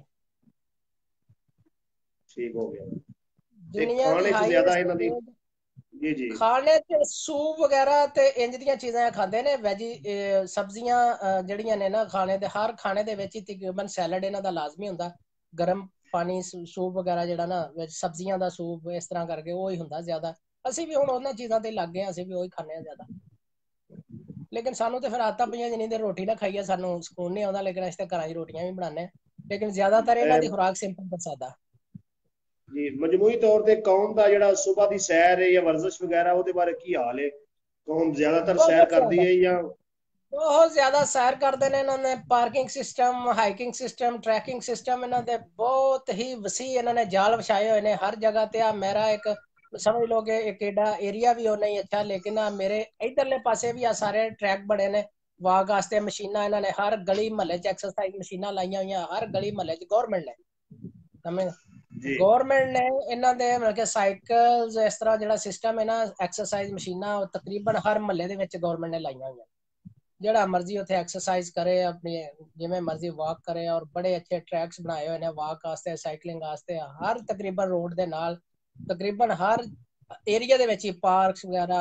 ਬਹੁਤ ਹੀ ਮਤਲਬ ਕਿ ਪੈਸਾ ਲਾਉਂਦੇ ਨੇ ਇਹਨਾਂ ਚੀਜ਼ਾਂ ਤੇ। ਤੇ ਮੀਆਂ ਸਾਹਿਬ ਸੜਕਾਂ ਦਾ ਕੀ ਨਿਜ਼ਾਮ ਹੈ? ਪਾਕਿਸਤਾਨ ਤਰ੍ਹਾਂ ਹੀ ਟੁੱਟ ਭੱਜ ਜਾਂਦੀਆਂ ਨੇ ਜਾਂ ਦੇਰ ਪਾ ਰਹਿੰਦੀਆਂ ਨੇ? ਨਾ ਜੀ ਨਾ, ਇਹਨਾਂ ਦਾ ਤਕਰੀਬਨ ਅੱਧਾ ਮੁਲਕ ਤੇ ਸਾਰਾ ਵੀਰ ਅੰਡਰਗਰਾਉਂਡ ਹੈ। ਇਹਨਾਂ ਦਾ ਟ੍ਰੇਨਾਂ ਦੇ ਸਿਸਟਮ ਸਾਰੇ ਅੰਡਰਗਰਾਉਂਡ ਨੇ। 7 ਫਲੋਰ ਨੇ ਇਹਨਾਂ ਦੀਆਂ ਟ੍ਰੇਨਾਂ ਦੇ ਵੀ। ਫਿਰ ਜਾਣਾ ਹੋਵੇ ਤੇ ਪਤਾ ਲੱਗਦਾ ਜੀ ਉੱਪਰਲੇ ਤੇ ਜਾਓ, ਫਿਰ ਪਤਾ ਲੱਗਦਾ ਉੱਪਰਲੇ ਤੇ ਜਾਓ। ਬੰਦੇ ਨੂੰ ਬੰਦਾ ਇਹਨਾਂ ਦੇ ਟ੍ਰੇਨ ਸਟੇਸ਼ਨਾਂ ਦੇ ਅੰਦਰ ਵੜ ਕੇ ਹੀ ਬੰਦਾ ਜਿਹੜਾ ਇੱਕ ਵਾਰੀ ਹੈਰਤਜ਼ਦਾ ਹੋ ਜਾਂਦਾ ਕਿ ਇਹ ਸਾਡੀ ਜਾਂ ਅਸੀਂ ਤੇ ਹਾਲੀ ਕੋ ਆਉਣ ਵਾਲੇ 200 ਸਾਲ 'ਚ ਵੀ ਨਹੀਂ ਉੱਥੇ ਪਹੁੰਚ ਸਕਦੇ ਜਿੱਥੇ ਇਹ ਲੋਕ ਨੇ ਅਸਲ। ਤੇ ਮੀਆਂ ਸਾਹਿਬ ਖੇਡ ਕਿਹੜੀ ਹੈ ਕੋਰੀਆ ਦੀ ਕੌਮ ਜਿਹੜੀ ਹੈ, ਮਤਲਬ ਜਿਹਨੂੰ ਵੇਖਦੀ ਹੈ, ਪਸੰਦ ਕਰਦੀ ਹੈ? ਖੇਡਾਂ 'ਚ ਕੀ ਸ਼ਾਮਲ ਹੈ? ਇਹ ਬੇਸਬਾਲ ਬਹੁਤ ਜ਼ਿਆਦਾ ਇੱਥੇ ਖੇਲਿਆ ਜਾਂਦਾ ਜੀ। ਆ ਜਿਹੜਾ ਨਹੀਂ ਬੇਸਬਾਲ, ਇਹ ਫੁੱਟਬਾਲ ਤੇ ਸ਼ੂਟਿੰਗ ਦੇ ਜਾਂ ਜਿਮਨਾਸਟਿਕ, ਇਹਨਾਂ ਦੇ ਜਿਹੜੇ ਉਹਦੀਆਂ ਇਵੈਂਟਸ ਨੇ ਉਹ ਇਹਨਾਂ ਬਹੁਤ ਜ਼ਿਆਦਾ ਨੇ। ਤੇ ਇਹ ਮੇਰਾ ਓਲੰਪਿਕਸ ਦੇ ਵਿੱਚ ਅਗਰ ਤੁਹਾਡਾ ਹੋਵੇ ਤੇ ਦੂਸਰੇ ਨੰਬਰ ਤੇ ਆਉਂਦੇ ਨੇ ਗੋਲਡ ਮੈਡਲ ਲੈਣ ਦੇ ਉੱਤੇ। ਅਮਰੀਕਾ ਤੋਂ ਬਾਅਦ ਇਹਨਾਂ ਦਾ ਹੀ ਨੰਬਰ ਹੁੰਦਾ। ਇਹਨਾਂ ਦੇ ਸਪੋਰਟਸ ਕੰਪਲੈਕਸ ਤਕਰੀਬਨ ਛੋਟੇ ਟਾਊਨ ਜਿਹੜੇ ਜਿਨ੍ਹਾਂ ਨੂੰ ਅਸੀਂ ਪਿੰਡ ਕਹਿੰਦੇ ਆ, ਦਿਹਾਤਾਂ ਦੇ ਵਿੱਚ ਵੀ ਤਕਰੀਬਨ ਹਰ ਕਿਸਮ ਦੀ ਇਹਨਾਂ ਦੀ ਫੈਸਿਲਿਟੀਜ਼ ਨੇ, ਹਰ ਕਿਸਮ ਦੇ ਗਰਾਊਂਡ ਨੇ, ਹਰ ਤਰ੍ਹਾਂ ਦਾ ਬੜਾ ਪੈਸਾ ਇਹਨਾਂ ਚੀਜ਼ਾਂ ਤੇ ਇਹ ਲਾਉਂਦੇ ਨੇ ਇਹਨਾਂ ਡਿਵੈਲਪਮੈਂਟ। ਤੇ ਮੀਆਂ ਸਾਹਿਬ ਹਰ ਮੁਲਕ 'ਚ ਗਰੀਬ ਅਮੀਰ ਲੋਕ ਪਾਏ ਜਾਂਦੇ ਨੇ, ਤੇ ਜਿਹੜੇ ਲੋਕ ਉੱਥੇ ਗਰੀਬ ਨੇ ਉਹਨਾਂ ਨੂੰ ਹਕੂਮਤ ਕੋਈ ਸਹੂਲੀਅਤ ਕੋਈ ਚੀਜ਼ਾਂ ਦਿੰਦੀ ਹੈ ਜਾਂ ਬਿਲਕੁਲ ਨਹੀਂ ਦਿੰਦੀ ਹੈ? ਨਹੀਂ ਦਿੰਦੀ ਹੈ ਥੋੜੀ ਬਹੁਤ, ਸਿਰਫ ਐਜੂਕੇਸ਼ਨ ਤੇ ਮੇਰਾ ਖਿਆਲ ਹੈ ਕੋਈ ਇਹਨਾਂ ਦਾ ਕੋਈ ਫ੍ਰੀ ਹੈ, ਕੋਈ ਹੈਲਥ, ਇਹਨਾਂ ਦਾ ਇੰਸ਼ੋਰੈਂਸ ਸਿਸਟਮ ਹੈ। ਇਹਨਾਂ ਦਾ ਜਿਹੜਾ ਨਾ ਜੀ ਨਿਜ਼ਾਮ ਬਹੁਤ ਅੱਛਾ ਹੈ। ਇਹ ਲੇਬਰ ਦਾ ਵੀ ਅਗਰ ਇਹਨਾਂ ਦਾ ਨਿਜ਼ਾਮ, ਕਿਉਂਕਿ ਸਾਰਾ ਮੁਲਕ ਅਗਰ ਮਜਮੂਈ ਤੌਰ ਤੇ ਵੇਖਿਆ ਜਾਏ ਇਹਨਾਂ ਵਿਚਾਰਿਆਂ ਕੋਲ ਆਪਣਾ ਕੁਝ ਵੀ ਨਹੀਂ ਹੈ। ਸਾਰਾ ਹੀ ਇਹਨਾਂ ਨੇ ਇੰਡਸਟਰੀ ਇਹਨਾਂ ਦਾ ਹੈ ਮੇਨ ਜਿਹੜਾ ਇਹਨਾਂ ਦਾ ਹੱਬ ਹੈ। ਇੰਡਸਟਰੀ ਤੋਂ ਇਹ ਕਮਾਉਂਦੇ ਨੇ। ਇੰਡਸਟਰੀ ਰਿਲੇਟਡ ਹੁੰਦੀ ਹੈ ਲੇਬਰ ਨਾਲ। ਤੇ ਇਹਨਾਂ ਦੇ ਵੀ ਲੋਕ ਜ਼ਿਆਦਾ ਹਰ ਬੰਦਾ ਮਾਲਕ ਤੇ ਨਹੀਂ, ਲੇਬਰ 'ਚ ਵੀ ਨੇ ਜ਼ਾਹਰ ਆ। ਤੇ ਇਹਨਾਂ ਨੇ ਉਹ ਲੇਬਰ ਦਾ ਵੀ ਜਿਹੜਾ ਸਿਸਟਮ ਹੈ ਬਹੁਤ ਅੱਛਾ ਬਣਾਇਆ ਹੋਇਆ। ਹਰ ਬੰਦੇ ਦੀਆਂ ਇੰਸ਼ੋਰੈਂਸ ਦਾ, ਹਰ ਬੰਦੇ ਦੀਆਂ ਉਹ ਸੈਲਰੀ ਦੇ ਨਾਲ ਹੀ ਹੈ ਜਿਹੜਾ ਨਾ ਉਹਦੇ ਵਿੱਚੋਂ ਡਿਟੈਕਟ ਹੁੰਦੀਆਂ ਨੇ ਇਹਦੀਆਂ। ਤੇ ਫਿਰ ਜਿਹੜਾ ਹਰ ਬੰਦੇ ਨੂੰ ਵਾਪਸ ਰਿਲੀਫ ਮਿਲਦੀ ਰਹਿੰਦੀ ਹੈ। ਕੋਈ ਬੰਦਾ ਇੱਥੇ ਪਰੇਸ਼ਾਨ ਨਹੀਂ ਹੁੰਦਾ। ਬੋਮਸ ਉਹਨਾਂ ਨੂੰ ਆਉਂਦੇ ਨੇ ਇੱਥੇ, ਬੋਮ ਜਿਹੜੀਆਂ ਇਹਨਾਂ ਦੀਆਂ ਹੁੰਦੀਆਂ ਨੇ ਸਾਡੀ ਕੋਰੀਆ ਦੇ ਬਾਅਦ ਹਰ ਤਰ੍ਹਾਂ ਦੀ ਇਹਨਾਂ ਦੀ ਇੰਸ਼ੋਰੈਂਸ ਹੁੰਦੀ ਹੈ। ਉਹ ਫਿਰ ਇਹਨਾਂ ਨੂੰ ਪਰੇਸ਼ਾਨੀ ਅਗਰ ਕੋਈ ਬੰਦਾ ਕੋਰੀਆ ਆਣਾ ਚਾਹਵੇ ਤੇ ਉਹਨੂੰ ਕਿਸ ਕੰਮ ਵਿੱਚ ਮਹਾਰਤ ਹਾਸਲ ਕਰਕੇ ਆਣੀ ਚਾਹੀਦੀ ਹੈ ਜਿੰਦੇ ਜੋ ਉੱਥੇ ਆ ਕੇ ਤੇ ਆਪਣਾ ਬਿਹਤਰੀਨ ਤਰੀਕੇ ਦੇ ਨਾਲ ਰੋਜ਼ੀ ਕਮਾ ਸਕਦਾ ਹੈ, ਅੱਛੇ ਤਰੀਕੇ ਨਾਲ ਮਿਹਨਤ ਕਰਕੇ ਕੋਈ ਜਿਹੜਾ ਉਹ ਆਪਣਾ ਜਿਹੜਾ ਸਰਕਟ ਚਲਾ ਸਕਦਾ ਹੈ? ਮਨੀਰ ਭਾਈ ਇੱਥੇ ਇਹ ਇੱਕ ਐਸਾ ਮੁਲਕ ਹੈ, ਇੱਥੇ ਆ ਕੇ ਵੀ ਇੱਕ ਅਜੀਬ ਜਿਹਾ ਮੈਨੂੰ ਤਜਰਬਾ ਹੋਇਆ। ਇੱਥੇ ਇੰਜੀਨੀਅਰ ਵੀ ਉੱਥੇ ਹੀ ਕੰਮ ਕਰਦਾ, ਉੱਥੇ ਹੀ ਖਾਣਾ ਖਾਂਦਾ। ਇੱਥੇ ਫੈਕਟਰੀ ਦਾ ਮਾਲਕ ਵੀ ਉਸੇ ਪਲੇਟ 'ਚ ਬਹਿ ਖਾਏਗਾ ਤੇ ਜਿਹੜਾ ਉਸ ਫੈਕਟਰੀ ਦੇ ਵਿੱਚ ਬੰਦਾ ਸਫਾਈ ਕਰਦਾ ਨਾ ਉਹ ਵੀ ਉੱਥੇ ਹੀ ਬਹਿ ਖਾਏਗਾ। ਮੈਂ ਅੱਗੇ ਤੁਹਾਨੂੰ ਸ਼ੁਰੂ ਵਿੱਚ ਇਹ ਗੱਲ ਦੱਸੀ ਹੈ ਕਿ ਇਹ ਹਾਂਜੀ, ਇਹ ਤੁਹਾਨੂੰ ਇਹ ਗੱਲ ਮੈਂ ਸ਼ੁਰੂ ਦੱਸੀ ਸੀ ਕਿ ਅੱਲਾ ਦੀ ਜ਼ਾਤ ਜਦੋਂ ਮਿਹਰਬਾਨ ਹੁੰਦੀ ਹੈ ਨਾ, ਜਾਂ ਕੌਮਾਂ ਜਿਹੜੀਆਂ ਤਰੱਕੀ ਕਰਦੀਆਂ ਨੇ ਉਹਨਾਂ ਦੇ ਕੁਝ ਅਸੂਲ ਵੀ ਹੁੰਦੇ ਨੇ ਜਾਂ ਕੁਝ ਰੀਜ਼ਨ ਹੁੰਦੇ ਨੇ ਜਿਨ੍ਹਾਂ ਦੀ ਵਜ੍ਹਾ ਤੋਂ ਉਹ ਉੱਪਰ ਜਾਂਦੇ ਨੇ। ਬਗੈਰ ਕਿਸੇ ਵਜ੍ਹਾ ਤੋਂ ਐਵੇਂ ਹੀ ਕੋਈ ਨਹੀਂ ਚੁੱਕਿਆ ਜਾਂਦਾ। ਇੱਥੇ ਮਾਲਕ ਤੁਸੀਂ ਇਹ ਯਕੀਨ ਮੰਨੋਗੇ ਕਿ ਗੱਡੀਆਂ ਬਣਾਉਣ ਵਾਲੀ ਕੰਪਨੀ ਜਿਹਦੀਆਂ ਗੱਡੀਆਂ ਪੂਰੀ ਦੁਨੀਆ ਤੇ ਵਿਕ ਰਹੀਆਂ, ਉਹਦਾ ਮਾਲਕ ਆ ਕੇ ਸਵੇਰੇ ਸਾਰੀ ਲੈਟਰੀਨਾਂ ਫੈਕਟਰੀ ਦੀਆਂ ਧੋ ਰਿਹਾ ਤੇ ਸਾਫ਼ ਕਰ ਰਿਹਾ। ਔਰ ਮੈਂ ਜਿਸ ਫੈਕਟਰੀ ਕੰਮ ਕਰਦਾ ਸਾਂ, ਮੈਂ ਇਹ ਕੋਰੀਆ ਦੇ ਵਿੱਚ ਨੀਰਾ ਮੇਰੀ ਗੱਲ ਨਹੀਂ, ਇਹ ਮਸਾਲਾ ਨੇ। ਇੱਥੇ ਅਕਸਰ ਮਾਲਕ ਆ ਕੇ ਵਾਸ਼ਰੂਮ ਆਪ ਸਾਫ਼ ਕਰਦੇ ਨੇ ਸਵੇਰੇ। ਅਕਸਰ ਮਾਲਕ ਆ ਕੇ ਆਪਣੀਆਂ ਫੈਕਟਰੀਆਂ ਦੇ ਅੱਗੇ ਝਾੜੂ ਆਪ ਮਾਰਦੇ ਨੇ। ਫੈਕਟਰੀਆਂ ਦੇ ਮਾਲਕ ਮੀਆਂ ਸਾਹਿਬ? ਫੈਕਟਰੀਆਂ ਦੇ ਮਾਲਕ ਜਨਾਬ, ਫੈਕਟਰੀਆਂ ਦੇ, ਦੁਕਾਨਾਂ ਦੇ ਨਹੀਂ, ਫੈਕਟਰੀਆਂ ਦੇ ਮਾਲਕ। ਇੱਥੇ ਕਨਸੈਪਟ ਹੀ ਨਹੀਂ ਮਾਲਕ ਹੈ ਤੇ ਆ ਮੁਲਾਜ਼ਮ ਹੈ ਤੇ ਆ ਕੀ ਹੈ, ਹਰ ਬੰਦਾ ਇਕੁਅਲ। ਔਰ ਜਿਸ ਜਗ੍ਹਾ ਤੇ ਪਾਕਿਸਤਾਨ ਵਿੱਚ ਕਤਾ ਕਲਾਮੀ ਮਾਫ, ਪਾਕਿਸਤਾਨ ਹੈ ਤਾਂ ਕੋਈ ਬੰਦਾ ਖੋਖਾ ਵੀ ਰੱਖ ਲਵੇ ਤੇ ਉਹਨੂੰ ਵੀ ਬਾਹਰ ਝਾੜੂ ਦੇਣ ਵਾਸਤੇ ਇੱਕ ਮੁਲਾਜ਼ਮ ਚਾਹੀਦਾ ਹੁੰਦਾ ਹੈ। ਮੁਲਾਜ਼ਮ ਚਾਹੀਦਾ ਹੁੰਦਾ। ਹਾਂਜੀ ਤੁਸੀਂ ਕਹਿ ਰਹੇ ਹੋ ਕਿ ਫੈਕਟਰੀਆਂ ਦੇ ਮਾਲਕ ਜਿਹੜੇ ਨੇ ਉਹ ਆਪ ਆ ਕੇ ਸਫਾਈ ਵੀ ਕਰਦੇ ਨੇ ਔਰ ਵਰਕਰਾਂ ਨਾਲ ਬੈਠ ਖਾਣਾ ਖਾਂਦੇ ਨੇ। ਸਾਡੇ ਪਿਸ਼ਾਬ ਵਾਲੀ ਜਗ੍ਹਾ ਤੇ ਜਿੱਥੇ ਅਸੀਂ ਲੇਬਰ ਪਿਸ਼ਾਬ ਕਰਦੇ ਆ, ਉਹਨਾਂ ਵਾਸ਼ਰੂਮਾਂ ਨੂੰ ਮਾਲਕ ਆ ਕੇ ਸਾਫ਼ ਕਰਨਾ। ਅੱਲਾਹ ਜ਼ਾਰੀ ਗੱਲ ਹੈ, ਜਿਹੜੀਆਂ ਕੌਮਾਂ ਇੰਨੀ ਮਿਹਨਤੀ ਹੋਣ, ਤਕੱਬਰ ਤੋਂ ਪਾਕ ਹੋਣ, ਉਹ ਹੀ ਤਰੱਕੀ ਕਰਨਗੀਆਂ। ਮਨੀਰ ਭਾਈ ਕਿਸੇ ਬੰਦੇ ਨਾਲ ਅੱਜ ਤੱਕ ਡਰਾਈਵਰ ਨਹੀਂ ਵੇਖਿਆ, ਸਮਝਦੇ ਹੋ? ਕਿਸੇ ਬੰਦੇ ਨਾਲ ਅੱਜ ਤੱਕ ਮੈਂ ਨਹੀਂ ਕਿਸੇ ਗੱਡੀ ਦੇ ਵਿੱਚ ਡਰਾਈਵਰ ਵੇਖਿਆ ਕਿ ਇਹ ਬੰਦਾ ਨਾਲ ਡਰਾਈਵਰ ਲਈ ਵੇਖਿਆ। ਕਿਸੇ ਨਾਲ ਕੋਈ ਬੰਦਾ ਚੌਕੀਦਾਰ ਨਹੀਂ ਵੇਖਿਆ। ਕਿਸੇ ਨਾਲ ਕੋਈ ਬੰਦਾ ਪਿੱਛੇ ਟੁਰਨ ਵਾਲਾ ਨਹੀਂ ਵੇਖਿਆ। ਮਾਲਕ ਅਗਰ ਮੈਂ ਹੁਣ ਤੁਹਾਨੂੰ ਦੱਸਣਾ ਜੀ, ਮੈਂ ਹੁੰਡਾਈ ਦੇ ਵਿੱਚ ਕੰਮ ਕਰਨਾ। ਹੁੰਡਾਈ ਇੱਕ ਨਾਂ ਹੈ। ਹੁੰਡਾਈ ਦੇ ਵਿੱਚ ਮੈਂ ਕੰਮ ਕਰਨਾ ਸੀ ਪਹਿਲੇ, ਤੇ ਉੱਥੇ ਤੁਸੀਂ ਇਹ ਹਿਸਾਬ ਲਾ ਲਓ ਕਿ ਮਾਲਕ ਆ ਕੇ ਜਿੱਥੇ ਅਸੀਂ ਖਾਣਾ ਖਾਂਦੇ ਹਾਂ ਨਾ, ਇਹਨਾਂ ਦਾ ਬੜਾ ਨਿਜ਼ਾਮ ਹੈ ਲੇਬਰ ਵਾਸਤੇ ਨਾ। ਹਰ ਫੈਕਟਰੀ ਦੇ ਵਿੱਚ ਇਹਨਾਂ ਦਾ ਜਿਹੜਾ ਰੈਸਟੋਰੈਂਟ ਹੈ ਨਾ ਲੇਬਰ ਵਾਸਤੇ, ਜਿਵੇਂ ਅਸੀਂ ਸਾਡੇ ਇੱਥੇ ਕੰਟੀਨਾਂ ਹੁੰਦੀਆਂ, ਸਾਡੇ ਤੇ ਖੈਰ ਨਿਜ਼ਾਮ ਹੀ ਕੋਈ ਨਹੀਂ ਨਾ। ਇਹਨਾਂ ਨੇ VIP ਕਿਸਮ ਦਾ ਸਿਸਟਮ ਇਹਨਾਂ ਨੇ ਰਹਿائش ਵੀ ਉਹਨਾਂ ਮਾਲਕ ਦੇ ਹੀ ਪ੍ਰੋਵਾਈਡ ਕਰਨੀ ਹੁੰਦੀ ਹੈ, ਅਗਰ ਉਹਦੇ ਕੋਲ ਨਹੀਂ ਤੇ ਉਹ ਬਾਹਰ ਤੁਹਾਨੂੰ ਲੈ ਕੇ ਦੇਗਾ। ਸਮਝੋ, ਮਤਲਬ ਕਿ ਰਹਿائش ਦਾ ਵੀ ਖਰਚਾ ਉਹਨੇ ਦੇਣਾ ਔਰ ਰੋਟੀ ਦਾ ਵੀ ਖਰਚਾ ਸਾਨੂੰ ਫੈਕਟਰੀਆਂ ਹੀ ਜਿਹੜੀਆਂ ਪ੍ਰੋਵਾਈਡ ਕਰਦੀਆਂ, ਤੇ ਉਹ ਮੀਆਂ ਸਾਹਿਬ ਮੋਸਟਲੀ ਫਿਰ ਪਾਕਿਸਤਾਨ, ਫੈਕਟਰੀ ਜੀ ਜੀ, ਆਪਣੇ ਹੀ ਜਿਹੜੇ ਰੈਸਟੋਰੈਂਟ ਬਣਾਏ ਹੋਏ ਨੇ, ਤੇ ਜਿਹੜਾ ਉਸ ਫੈਕਟਰੀ ਦਾ ਮਾਲਕ ਹੈ ਉਹੀ ਖਾਣਾ ਆ ਕੇ ਉਸੇ ਪਲੇਟ 'ਚ ਹੀ ਬਹਿ ਕੇ ਖਾਏਗਾ ਔਰ ਉੱਠ ਕੇ ਆਪਣੀ ਪਲੇਟ ਧੋ ਕੇ ਆਪ ਰੱਖੇਗਾ।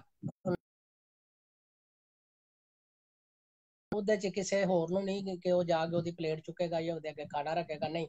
ਉਹ ਟੇਬਲ ਦੇ ਤੇ ਬੂਫੇ ਸਿਸਟਮ ਹੁੰਦਾ, ਉਹ ਆਪ ਹੀ ਖਾਣਾ ਪਾਏਗਾ, ਆਪ ਹੀ ਰੱਖੇਗਾ, ਬਾਅਦ 'ਚ ਪਲੇਟ ਵੀ ਧੋ ਕੇ ਆਪਣੀ ਆਪ ਉੱਤੇ ਰੱਖੇਗਾ। ਤੇ ਫਿਰ ਇਹ ਮੀਆਂ ਸਾਹਿਬ ਲੋਕ ਕਿਵੇਂ ਨਾ ਪਾਕਿਸਤਾਨ ਦਾ ਇਹ ਸਿਸਟਮ ਹੈ, ਜਿਹੜੇ ਘਰੇਲੂ ਮੁਲਾਜ਼ਮੀਨ ਹੋਣ, ਅਕਸਰ ਤੁਸੀਂ ਸੁਣਿਆ ਹੋਵੇਗਾ ਕਿ ਤਸ਼ੱਦਦ ਕਰਕੇ ਜਿਹੜੇ ਮਾਲਕਾਨ ਨੇ ਖਸੂਸੀ ਤੌਰ ਤੇ ਜਿਹੜੇ ਵੱਡੇ ਟਾਊਨਾਂ 'ਚ ਵੱਡੇ ਸ਼ਹਿਰਾਂ 'ਚ ਰਹਿੰਦੇ ਨੇ, ਕਦੀ ਕਿਸੇ ਬੱਚੀ ਨੂੰ ਕਤਲ ਕਰ ਦਿੰਦੇ ਨੇ, ਕਦੀ ਕਿਸੇ ਬਾਬੇ ਨੂੰ ਕਤਲ ਕਰ ਦਿੰਦੇ ਨੇ, ਤੇ ਉੱਥੇ ਵੀ ਤੁਹਾਨੂੰ ਕੁਝ ਸੁਣਨ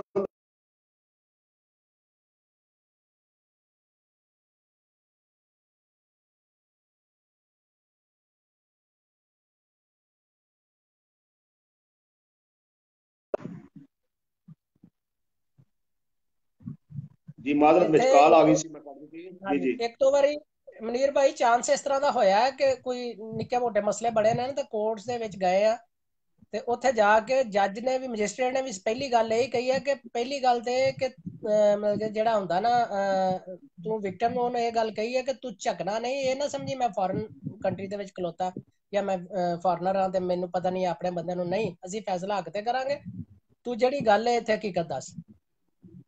ਇਸ ਤਰ੍ਹਾਂ ਦੇ ਚਾਂਸ ਵੇਖੇ ਨੇ ਕਿ ਉਹ ਸਭ ਤੋਂ ਪਹਿਲੇ ਬੰਦੇ ਤੇ ਜਾ ਕੇ ਜਾਣ ਤੋਂ ਪਹਿਲੇ ਉਹ ਬੰਦੇ ਦਾ ਡਰ ਕੱਢ ਦਿੰਦੇ ਨੇ ਕਿ ਤੂੰ ਇਹ ਨਾ ਸਮਝੇ ਕਿ ਤੇਰੇ ਨਾਲ ਜਿਹੜਾ ਕੋਈ ਜ਼ਿਆਦਤੀ ਹੋਏਗੀ, ਤੇ ਅਗਰ ਤੂੰ ਹੱਕ ਤੇ ਹੋਏ ਤਾਂ ਤੇਰੇ ਨਾਲ ਹੀ ਤੇਰੀ ਫੇਵਰ ਹੋਏਗਾ। ਮਤਲਬ ਥਾਣੇ ਦਾ ਇੰਤਜ਼ਾਮ ਬਹੁਤ ਅੱਛਾ ਹੈ, ਅਦਲੀਆ ਦਾ ਨਿਜ਼ਾਮ ਬਹੁਤ ਅੱਛਾ ਹੈ, ਔਰ ਤਾਲੀਮ ਦਾ, ਮੀਆਂ ਸਾਹਿਬ ਤਾਲੀਮ ਦੇ ਨਾਲ ਨਾਲ ਕੋ ਆਪਣੇ ਬੱਚਿਆਂ ਨੂੰ ਕੋਈ ਟੈਕਨੀਕਲ ਵੀ ਚੀਜ਼ਾਂ ਸਿਖਾਉਂਦੇ ਨੇ, ਜਾਂ ਪਾਕਿਸਤਾਨ ਦੀ ਤਰ੍ਹਾਂ ਬਸ ਕਾਗਜ਼ੀ ਡਿਗਰੀ ਫੜਾ ਕੇ ਤੇ ਫਾਰਗ ਕਰ ਦਿੱਤਾ? ਜਦੀਦ ਟੈਕਨੋਲੋਜੀ ਇਹ ਸਾਰੀ ਆਪਣੇ ਸਕੂਲਾਂ ਯੂਨੀਵਰਸਿਟੀਆਂ 'ਚ ਸਿਖਾਉਂਦੇ ਨੇ, ਜਿਹੜਾ ਨਾ ਸਾਰਾ IT ਦੇ ਰਿਲੇਟਡ ਜਾਂ ਜਿਹੜਾ ਜਿੰਨਾ ਵੀ ਅੱਗੋਂ ਟੈਕਨੀਕਲੀ ਜਿਹੜਾ ਮਸ਼ੀਨਰੀ ਦੇ ਰਿਲੇਟਡ ਹੈ, ਇਹਨਾਂ ਦੇ ਜਿਹੜੇ ਸਕੂਲ ਕਾਲਜ ਇਹ ਜਿਹੜੀਆਂ ਟੈਕਨੀਕਲੀ ਇਹਨਾਂ ਨੂੰ ਪੜ੍ਹਾਉਂਦੇ ਨੇ। ਇਹਨਾਂ ਦਾ ਜਿੰਨੇ ਇੰਜੀਨੀਅਰਸ ਜਾਂ ਉੱਪਰ ਲੈਵਲ ਤੇ ਜਿੰਨੇ ਬੰਦੇ ਸਾਡੇ ਨਾਲ ਆ ਕੇ ਕੰਮ ਕਰਦੇ ਨੇ, ਸਾਨੂੰ ਵੇਖਦੇ, ਉਹ ਸਕੂਲਾਂ ਕਾਲਜਾਂ 'ਚ ਯੂਨੀਵਰਸਿਟੀਆਂ 'ਚ ਪੜ੍ਹ ਕੇ ਆਏ ਨੇ। ਪਰ ਇੱਥੇ ਇੱਕ ਹੋਰ ਬੜੀ ਤੁਹਾਨੂੰ ਇੰਟਰਸਟਿਡ ਗੱਲ ਦੱਸਾਂ, ਉਹ ਮੈਂ ਪਹਿਲੇ ਵੀ ਕਰਨ ਲੱਗਾ ਸਾਂ, ਫਿਰ ਉਹ ਗੱਲਾਂ ਦੇ ਵਿੱਚੋਂ ਗੱਲ ਹੋਰ ਪਾਸੇ ਟੁਰ ਗਈ। ਫੈਕਟਰੀ ਦੇ ਵਿੱਚ ਜਿੱਡਾ ਵੀ ਕੋਈ ਪ੍ਰੋਫੈਸ਼ਨਲ ਬੰਦਾ ਹੈ, ਜਿੱਡਾ ਵੀ ਕੋਈ ਜਿਹੜਾ ਕਾਬਲ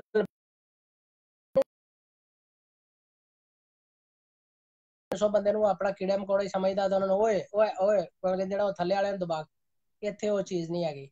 ਇੱਥੇ ਹਰ ਬੰਦਾ ਇਕੁਅਲ ਹੈ, ਭਾਵੇਂ ਮੈਂ ਅੱਜ ਫਸਟ ਦਿਨ, ਮੇਰਾ ਫਸਟ ਡੇ ਹੈ, ਮੈਂ ਪਹਿਲੇ ਦਿਨ ਕੰਮ ਤੇ ਗਿਆ, ਮੈਨੂੰ ਕੋਈ ਕੰਮ ਨਹੀਂ ਆਉਂਦਾ, ਮੈਨੂੰ ਕੁਝ ਵੀ ਨਹੀਂ ਆਉਂਦਾ, ਤੇ ਜਿਹੜਾ ਉੱਥੇ 20 ਸਾਲ ਤੋਂ ਕੰਮ ਕਰ ਰਿਹਾ, ਜਿਹੜਾ ਪ੍ਰੋਫੈਸ਼ਨਲ ਹੈ, ਜਿਹਨੂੰ ਬਹੁਤ ਜ਼ਿਆਦਾ ਕੰਮ ਆਉਂਦਾ, ਜਾਂ ਜਿਹੜਾ ਉਹ ਵੀ ਮੈਨੂੰ ਦਬਕ ਕੇ ਜਾਂ ਉਸ ਤਰ੍ਹਾਂ ਉਹ ਆਵਾਜ਼ ਨਹੀਂ ਦੇ ਸਕਦਾ, ਉਹ ਵੀ ਮੈਨੂੰ ਤਰੀਕੇ ਨਾਲ ਸਮਝਾਏਗਾ, ਸਿਖਾਏਗਾ। ਔਰ ਫਿਰ ਇੱਕ ਹੋਰ ਜੀ, ਪਾਕਿਸਤਾਨ ਦੇ ਵਿੱਚ ਤੁਸੀਂ ਟੈਕਨੀਕਲ ਲਾਈਨ ਨੂੰ ਸਮਝਦੇ ਹੋ, ਮੈਂ ਵੀ ਇੱਥੋਂ ਇਹ ਚੀਜ਼ਾਂ ਕਰਦਾ, ਇੱਥੋਂ ਹੀ ਗਿਆ।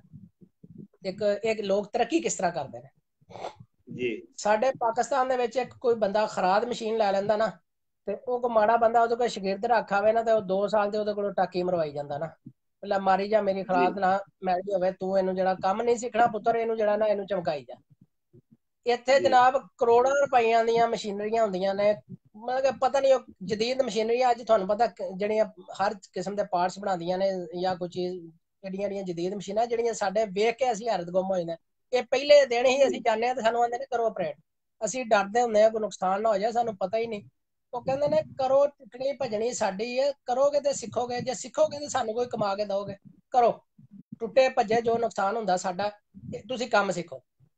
ਇਹ ਜਿੱਡਾ ਵੀ ਕੋਈ ਕੰਮ ਹੈ ਨਾ, ਟੈਕਨੀਕਲ ਜਿੱਡਾ ਵੀ ਕੋਈ ਟੈਕਨੀਕਲ ਕੰਮ ਹੈ, ਇਹ 8 ਦਿਨਾਂ ਦੇ ਵਿੱਚ ਬੰਦੇ ਨੂੰ ਕਾਰੀਗਰ ਬਣਾ ਛੱਡਦੇ, 8 ਦਿਨਾਂ 'ਚ। ਬੜੀ ਗੱਲ। ਹਾਂਜੀ, ਇਹ ਜਿਹੜੀ ਮਰਜ਼ੀ ਅਸੀਂ ਹੁਣ ਕੰਮ ਜੌਬਾਂ ਲੱਭਨੇ ਆ ਨਾ, ਸਾਨੂੰ ਕੋਈ ਫਿਕਰ ਨਹੀਂ ਹੁੰਦੀ ਕੰਮ ਆਉਂਦਾ ਕਿ ਨਹੀਂ ਆਉਂਦਾ, ਸਿਰਫ ਸਾਨੂੰ ਪਤਾ ਹੋਵੇ ਸਹੀ ਫਲਾਣੀ ਜਗ੍ਹਾ ਤੇ ਜੌਬ ਹੈ, ਮੁੰਡੇ ਚਲੇ ਜਾਈਦਾ, ਸਾਨੂੰ ਪਤਾ ਇਹਨਾਂ ਨੇ 8 ਦਿਨਾਂ 'ਚ ਆਪ ਸਿਖਾ ਲੈਣਾ। ਹਾਲਾਂਕਿ ਜ਼ੁਬਾਨ ਦਾ ਬੜਾ ਮਸਲਾ, ਜ਼ੁਬਾਨ ਜਿਹੜੀ ਹੈ ਇੱਥੇ ਜ਼ਾਹਰ ਹੈ, ਬੜੇ ਕੌਮਾਂ ਥੋੜੀਆਂ ਜਿਹੀਆਂ ਕੌਮ ਪ੍ਰਸਤ ਨੇ, ਇਹ ਇੰਗਲਿਸ਼ ਇਹਨਾਂ ਨੂੰ ਜਿਹਨੂੰ ਆਉਂਦੀ ਵੀ ਹੋਵੇ ਇਹ ਨਹੀਂ ਬੋਲਦੇ ਸਾਡੇ ਨਾਲ, ਹੋਰ ਤੇ ਇਹਨਾਂ ਨੇ ਕੀ ਕਰਨਾ। ਇੰਗਲਿਸ਼ ਇਹਨਾਂ ਨੂੰ ਆਉਂਦੀ ਵੀ ਹੋਵੇ ਨਾ, ਹੈ ਥੋੜੇ ਜਿਹੇ ਕੌਮ ਪ੍ਰਸਤ ਨੇ, ਲੇਕਿਨ ਇਹ ਹੈ ਕਿ ਫਿਰ ਵੀ ਇੰਗਲਿਸ਼ ਨਹੀਂ ਆਉਂਦੀ। ਕੋਈ 100 'ਚ ਇੱਕ ਬੰਦਾ ਇਹਨਾਂ ਜਿਹੜਾ ਦੀ ਮੀਆਂ ਇੰਗਲਿਸ਼ ਸਾਹਿਬ ਕੋਈ ਜਵਾਬ ਆਪਣੀ ਜ਼ੁਬਾਨ ਹੈ, ਇਹਨਾਂ ਦੀ ਕੋਰੀਆ ਦੀ ਕੋਈ ਆਪਣੀ ਜ਼ੁਬਾਨ ਹੈ? ਹਾਂਜੀ, ਕੋਰੀਅਨ ਜ਼ਬਾਨ ਹੈ ਇਹਨਾਂ ਦੀ ਜੀ। ਅੱਛਾ, ਉਹ ਆਪਣੀ ਜ਼ੁਬਾਨ ਨੂੰ ਤਰਜੀਹ ਦਿੰਦੇ ਨੇ। ਆਪਣੀ ਜ਼ਬਾਨ ਨੂੰ ਬਹੁਤ ਜ਼ਿਆਦਾ ਜੀ, ਇਹ ਕੌਮਪ੍ਰਸਤ ਕੌਮਾਂ ਨੇ ਤੇ ਮੀਆਂ ਬਹੁਤ ਸਾਹਿਬ ਜ਼ਿਆਦਾ ਸਾਡੇ ਤਰਜੀਹ ਦਿੰਦੀ। ਸਾਡੇ ਪਾਕਿਸਤਾਨ ਨੇ ਤੇ ਜਿਹੜਾ ਪੰਜਾਬੀ ਪੰਜਾਬ ਵਿੱਚ ਬੋਲੇ ਉਹਨੂੰ ਆਉਂਦੇ ਨੇ ਜਾਹਲ, ਜਿਹੜਾ ਉਰਦੂ ਬੋਲੇ ਉਹਨੂੰ ਆਉਂਦੇ ਨੇ ਘੱਟ ਪੜ੍ਹਿਆ ਲਿਖਿਆ। ਇੱਥੇ ਤਾਂ ਗ੍ਰੈਜੂਏਟ ਇਹ ਸਮਝੇ ਹੀ ਉਹਨੂੰ ਜਾਂਦਾ ਜਿਹੜਾ ਬੰਦਾ ਇੰਗਲਿਸ਼ ਬੋਲ ਰਿਹਾ। ਮੈਂ ਜੀ ਜਿਹੜਾ ਬੰਦਾ ਇਹਨਾਂ ਦਾ ਅਮਰੀਕਾ ਦੇ ਵਿੱਚੋਂ ਵੀ ਪੜ੍ਹ ਕੇ ਆਇਆ ਨਾ, ਉਹ ਵੀ ਇੰਗਲਿਸ਼ ਬੋਲਣੀ ਪਸੰਦ ਨਹੀਂ ਕਰਦਾ। ਅਗਰ ਉਹਨੂੰ ਇੰਗਲਿਸ਼ ਆਉਂਦੀ ਵੀ ਹੈ ਨਾ, ਤੇ ਉਹ ਤੁਸੀਂ ਉਹਦੇ ਨਾਲ ਇੰਗਲਿਸ਼ ਬੋਲੋਗੇ ਤੇ ਉਹ ਤੁਹਾਨੂੰ ਜਵਾਬ ਨਹੀਂ ਦੇਗਾ ਇੰਗਲਿਸ਼। ਇਹ ਇੰਨਾ ਆਪਣੀ ਜ਼ੁਬਾਨ ਨਾਲ ਪਿਆਰ। ਅਸੀਂ ਇਹਨਾਂ ਨੂੰ ਅੱਗੋਂ ਕਹੀਏ ਵੀ ਨਾ ਵੀ ਸਾਨੂੰ ਨਹੀਂ ਆਉਂਦੀ, ਕਹਿੰਦੇ ਨੇ ਨਹੀਂ, ਜਿਵੇਂ ਦੀ ਆਉਂਦੀ ਉਵੇਂ ਦੀ ਬੋਲੋ, ਜੇ ਬੋਲੋਗੇ ਤੇ ਸਿੱਖੋਗੇ ਸਾਡੀ ਜ਼ੁਬਾਨ। ਇਹ ਇਸ ਕਿਸਮ ਦੇ ਨੇ। ਸਾਨੂੰ ਇੱਥੇ ਤੁਸੀਂ ਕਿਹਾ ਨਾ ਕਿ ਕਿਸ ਚੀਜ਼ ਦੇ ਵਿੱਚ ਪ੍ਰੋਫੈਸ਼ਨਲ ਹੋ ਕੇ ਆਉਣਾ ਚਾਹੀਦਾ ਪਾਕਿਸਤਾਨ ਦੇ ਵਿੱਚੋਂ। ਪਾਕਿਸਤਾਨ ਦੇ ਵਿੱਚ ਮੈਂ ਇੱਥੋਂ ਸਾਰੀ ਫੀਲਡ ਵੇਖ ਕੇ ਗਿਆ, ਇੱਥੇ ਕੋਈ ਐਸਾ ਕੰਮ ਨਹੀਂ ਜਿਹੜਾ ਤੁਸੀਂ ਸਿੱਖ ਕੇ ਆ ਗਏ ਤੇ ਇੱਥੇ ਤੁਹਾਡੇ ਘਰ ਆਮਦ ਹੋਵੇ। ਐਸਾ ਕੋਈ ਕੰਮ ਨਹੀਂ, ਕਿਉਂਕਿ ਪਾਕਿਸਤਾਨ ਦੇ ਵਿੱਚ ਤੇ ਟੁੱਚ ਟਾਂਕੇ ਸਿੱਖ ਲੋਗੇ, ਖਰਾਦ ਦਾ ਕੰਮ ਹੈ, ਉਹ ਚੀਜ਼ਾਂ ਇੱਥੇ ਹੈ ਹੀ ਨਹੀਂ। ਇੱਥੇ ਤੇ ਵੀ ਰਾਟੋ ਜਦੀਦ ਮਸ਼ੀਨਰੀਆਂ ਨੇ, ਕੰਪਿਊਟਰ ਤੇ ਤੁਸੀਂ ਬਟਨ ਹੀ ਨੱਪਣੇ ਨੇ ਤੇ ਹਰ ਸ਼ੈ ਜਿਹੜਾ ਸਿੱਧਾ ਹੋ ਜਾਣਾ। ਇੱਥੇ ਤੇ ਤਾਲੀਮ ਹੋਣੀ ਚਾਹੀਦੀ ਹੈ, ਬੰਦਾ ਨੂੰ ਕੋਈ ਥੋੜਾ ਜਿਹਾ ਜਦੀਦ ਤੌਰ ਤਰੀਕਿਆਂ ਦਾ ਪਤਾ ਹੋਣਾ ਚਾਹੀਦਾ, ਮਿਹਨਤੀ ਹੋਣਾ ਚਾਹੀਦਾ। ਜਿਹੜਾ ਬੰਦਾ ਮਿਹਨਤ ਨਹੀਂ ਕਰ ਸਕਦਾ ਉਹਦਾ ਕੋਰੀਆ ਜਾਪਾਨ ਦੇ ਵਿੱਚ ਕੋਈ ਕੰਮ ਨਹੀਂ, ਮੀਆਂ ਕਿਉਂਕਿ ਸਾਹਿਬ ਕੰਮ ਕੋਰੀਆ ਬਹੁਤ ਚ ਜ਼ਿਆਦਾ ਲੈਂਦੇ ਨੇ। ਜੀ ਜੀ 12 ਘੰਟੇ ਡਿਊਟੀ ਇੱਥੇ। ਜੀ, ਮੈਂ ਇਹ ਪੁੱਛਣ ਲੱਗਾ ਸੀ। ਜੀ ਜੀ। ਲੇਬਰ ਦੀ ਕਮੀ ਇੱਥੇ ਲੇਬਰ ਦੀ ਕਮੀ ਹੋਣ ਦੀ ਵਜ੍ਹਾ ਤੋਂ ਕੋਰੀਆ ਦੇ ਵਿੱਚ ਵੀ ਜਾਪਾਨ ਦੇ ਵਿੱਚ ਵੀ 12 ਘੰਟੇ ਦੀਆਂ ਸ਼ਿਫਟਾਂ ਚੱਲਦੀਆਂ ਨੇ। 8 ਘੰਟੇ ਬਹੁਤ ਹੀ ਕੋਈ ਸ਼ਾਦੋ ਨਾਦਰ ਕੋ ਮਰਿਆ ਮਾਲਕ ਜਿਹੜਾ 8 ਘੰਟੇ ਆਪਣਾ ਕੰਮ ਚਲਾਉਂਦਾ, ਨਹੀਂ ਤਾਂ 12 ਘੰਟੇ ਦੀ ਲੇਬਰ ਚੱਲਦੀ ਹੈ। ਉਹ 12 ਘੰਟੇ ਤੁਸੀਂ ਰੋਜ਼ ਕੰਮ ਕਰਨਾ ਹੀ ਕਰਨਾ। ਤੇ ਮੀਆਂ ਸਾਹਿਬ, ਉਹ ਇਸ ਵੀਡੀਓ ਜਿਹੜੀਆਂ ਦੇ ਤਵੱਸਲ ਦੇ ਨਾਲ ਸਾਰਾ ਇਲਾਕਾ ਤੁਹਾਨੂੰ ਵੇਖ ਰਿਹਾ, ਅਹਿਲੇ ਇਲਾਕਾ ਨੂੰ ਤੁਸੀਂ ਕੋਈ ਪੈਗਾਮ ਦੇਣਾ ਚਾਹੋ, ਕਿਉਂਕਿ ਤੁਸੀਂ ਤਹਿਸੀਲ ਸ਼ਰਕਪੁਰ ਦੇ ਇੱਕ ਸ਼ਹਿਰੀ ਹੋ, ਹਾਂਜੀ ਚਾਰ ਚੱਕ ਰਸਾਲਿਆਂ ਤੁਹਾਡਾ ਪਿੰਡ ਹੈ, ਤੇ ਆਪਣੇ ਪੂਰੇ ਇਲਾਕੇ ਨੂੰ ਤੁਸੀਂ ਕੋਈ ਪੈਗਾਮ ਦੇਣਾ ਚਾਹੋ। ਪੈਗਾਮ ਮੇਰਾ ਇਹੀ ਹੈ ਮੇਰਾ ਵੀਰ, ਜ਼ਿੰਦਗੀ ਛੋਟੀ ਜੀ ਹੁੰਦੀ ਹੈ, ਇਹ ਬੰਦਾ ਬੁਰਾਈਆਂ 'ਚ ਵੀ ਕੱਟ ਦਿੰਦਾ, ਤੇ ਜੇ ਇਹਨੂੰ ਨੇਕੀ ਵਾਲੇ ਪਾਸੇ ਲਿਜਾਇਆ ਜਾਏ, ਕਿਸੇ ਜ਼ਰੂਰਤਮੰਦਾਂ ਦਾ, ਮੁਹਤਾਜਾਂ ਦਾ, ਗਰੀਬਾਂ ਦਾ ਆਸਰਾ ਬਣਿਆ ਜਾਏ, ਅੱਲਾ ਜਿਨ੍ਹਾਂ ਨੂੰ ਦਿੰਦਾ ਉਹਨਾਂ ਨੂੰ ਇਹ ਚਾਹੀਦਾ ਕਿ ਇਹਨਾਂ ਲੋਕਾਂ ਦਾ ਖਿਆਲ ਕਰਨ, ਇਹਨਾਂ ਲੋਕਾਂ ਵਿਚਾਰਿਆਂ ਦਾ ਜਿੱਥੋਂ ਤੱਕ ਹੋ ਸਕੇ। ਵੇਖੋ ਹੱਥ ਤੇ ਬੰਦਾ ਫਿਰ ਜਦੋਂ ਸੋਚਦਾ ਨਾ, ਉਹ ਤੇ ਬਾਦਸ਼ਾਹਾਂ ਦੀਆਂ ਵੀ ਨਹੀਂ ਪੂਰੀਆਂ ਪੈਂਦੀਆਂ, ਲੇਕਿਨ ਅੱਲਾ ਦੀ ਜ਼ਾਤ ਪੂਰੀਆਂ ਕਰਨ ਵਾਲੀ ਹੁੰਦੀ ਹੈ। ਤੇ ਬੰਦੇ ਨੂੰ ਜਿੱਥੋਂ ਆਪਣੇ ਆਪ ਤੋਂ ਵੱਧ ਕੇ ਕਰਨਾ ਚਾਹੀਦਾ। ਅਗਰ ਤੁਹਾਡੇ ਕੋਲ 10,000 ਦੀ ਗੁੰਜਾਇਸ਼ ਹੈ ਤੇ ਤੁਸੀਂ ਉਹਨੂੰ ਇਹਨਾਂ ਕੰਮਾਂ ਦੇ ਵਿੱਚ ਅਗਰ ਤੁਸੀਂ 10 ਦੀ ਜਗ੍ਹਾ ਤੇ 15 ਵੀ ਖਰਚ ਲਓਗੇ ਨਾ, ਤੇ ਅੱਲਾ ਦੀ ਜ਼ਾਤ ਤੁਹਾਡੀਆਂ ਕਮੀਆਂ ਪੂਰੀਆਂ ਕਰੇਗੀ। ਨਾ ਕਰੇ ਤੇ ਉਹ ਬੰਦਾ ਮੇਰੇ ਕੋਲ ਲੈ ਲਵੇ। ਜਿਹੜਾ ਬੰਦਾ ਇਹ ਕਰੇ ਕਿ ਮੈਂ ਅੱਲਾ ਦੀ ਰਾਹ ਤੇ ਦਿੱਤਾ ਤੇ ਉਹ ਮੇਰਾ ਪੂਰਾ ਨਹੀਂ ਆਇਆ। ਇਹ ਮੇਰਾ ਇੰਨਾ ਅਮਾਨ ਹੈ, ਮੇਰਾ ਇੰਨਾ ਯਕੀਨ ਹੈ ਅਲਹਮਦੁਲਿਲਾ। ਤੇ ਇਨਸ਼ਾਅੱਲਾ ਤਾਲਾ ਅੱਲਾ ਦੇ ਕੰਮਾਂ ਦੇ ਉੱਤੇ ਜਾਂ ਇਹਨਾਂ ਮਸਕੀਨਾਂ ਦੇ ਉੱਤੇ ਖਰਚਿਆਂ ਕੋਈ ਅੱਲਾ ਦੀ ਮਤਲਬ ਕਿ ਜਿਹੜਾ ਕਿਸੇ ਚੀਜ਼ ਦੀ ਥੋੜ ਨਹੀਂ ਰੱਬ ਪੈਦਾ ਕਰਦਾ। ਤੁਹਾਨੂੰ ਵੀ ਤੁਹਾਡੀ ਸੋਚ ਵੀ ਨਹੀਂ ਅੱਲਾ ਦੀ ਜ਼ਾਤ ਕਿੱਥੋਂ ਕਿੱਥੋਂ ਵਸੀਲੇ ਦੇਈ ਜਾਂਦੀ ਹੈ ਤੇ ਕਿੱਥੋਂ ਕਿੱਥੋਂ ਤੁਹਾਡੇ ਕੋਲ ਰਿਜ਼ਕ ਆਉਣਾ ਸ਼ੁਰੂ ਹੋ ਜਾਂਦਾ। ਤੇ ਇਸ ਕਰਕੇ ਇਹਨਾਂ ਗਰੀਬਾਂ ਦਾ, ਇਹਨਾਂ ਦੀਆਂ ਜਿਹੜੀਆਂ ਫੀਸਾਂ, ਇਹਨਾਂ ਦੀਆਂ ਦੁਆਵਾਂ ਲਵੋ। ਬਸ ਮੇਰੀ ਇਸ ਇਲਾਕੇ ਵਾਸਤੇ